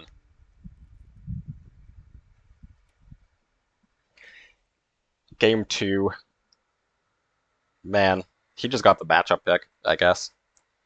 I mean, I saw two different people say that he brought air twice in a row. Um, so I figured he would bring air. That really sucks.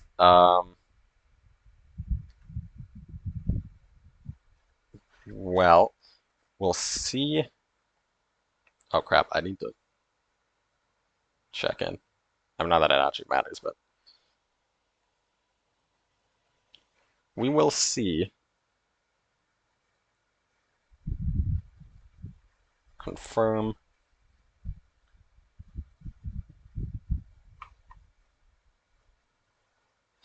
That sucks. Should have just brought the German Italy deck.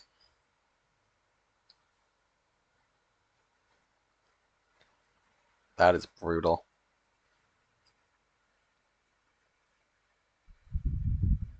And now the long wait where we see if I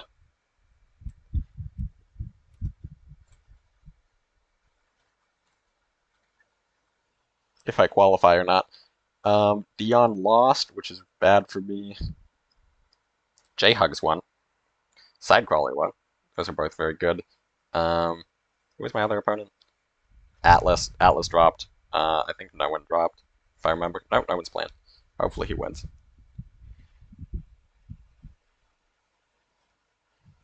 I got a handful of games still going on. So this still hasn't updated. The stand-ins.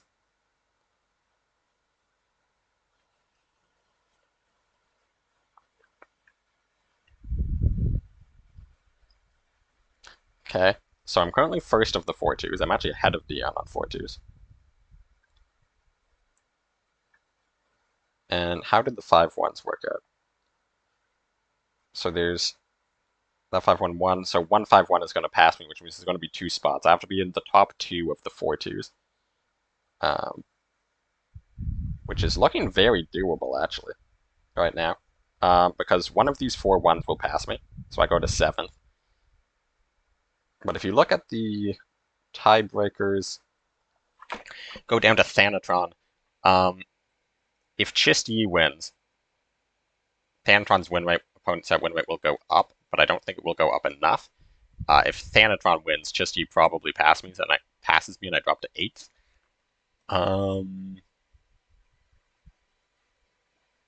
Is there anyone else? Like, Dion is not a lot below me. JHugs is nowhere. That's kind of insane. JHugs with the comeback story. Went down 0-2, missed lethal to win his second round, game 3, and then won 4 in a row. Talk about crazy perseverance. He's sitting in 8th. I think he's, with those opponents that win rate and one of just Ethanatron, he's definitely not getting top 8. But crazy comeback. And those are the only 4-1s. Like the other people still in game. Oh, I guess there's a bunch of 3-2s who might have, like Gorkyu. Yeah, I really need Gorkyu to lose. If Gorkyu loses to no win, I think I'm through. I think it's all going to come down to that. But yeah, that might take a really long time. Let's check if there's been any updates here. 26 minutes in, they've presumably played at least one game by now. Thanatron versus Chist Yi. Thanatron is winning, which is very good for me. I don't think these matter for me. Don't believe these matter for me. These two certainly don't matter for me. So yeah, it's really just going to be this no-win game.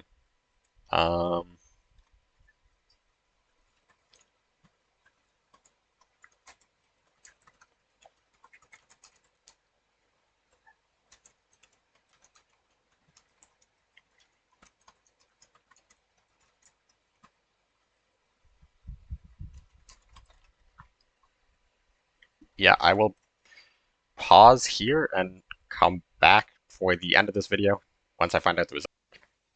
Okay, so um, Thanatron beat Chisty, which actually is really bad. I was thinking back that I might have said I need Thanatron to win.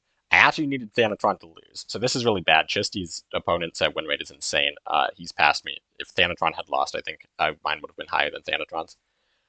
Like, Chisty was going to pass me either way, but if Thanatron lost, I'd still be ahead of him with a win. He passes me too. So I'm currently in 8th. However, no one no one beat Gorky. Went to game 3. There's 3 other games which are ongoing.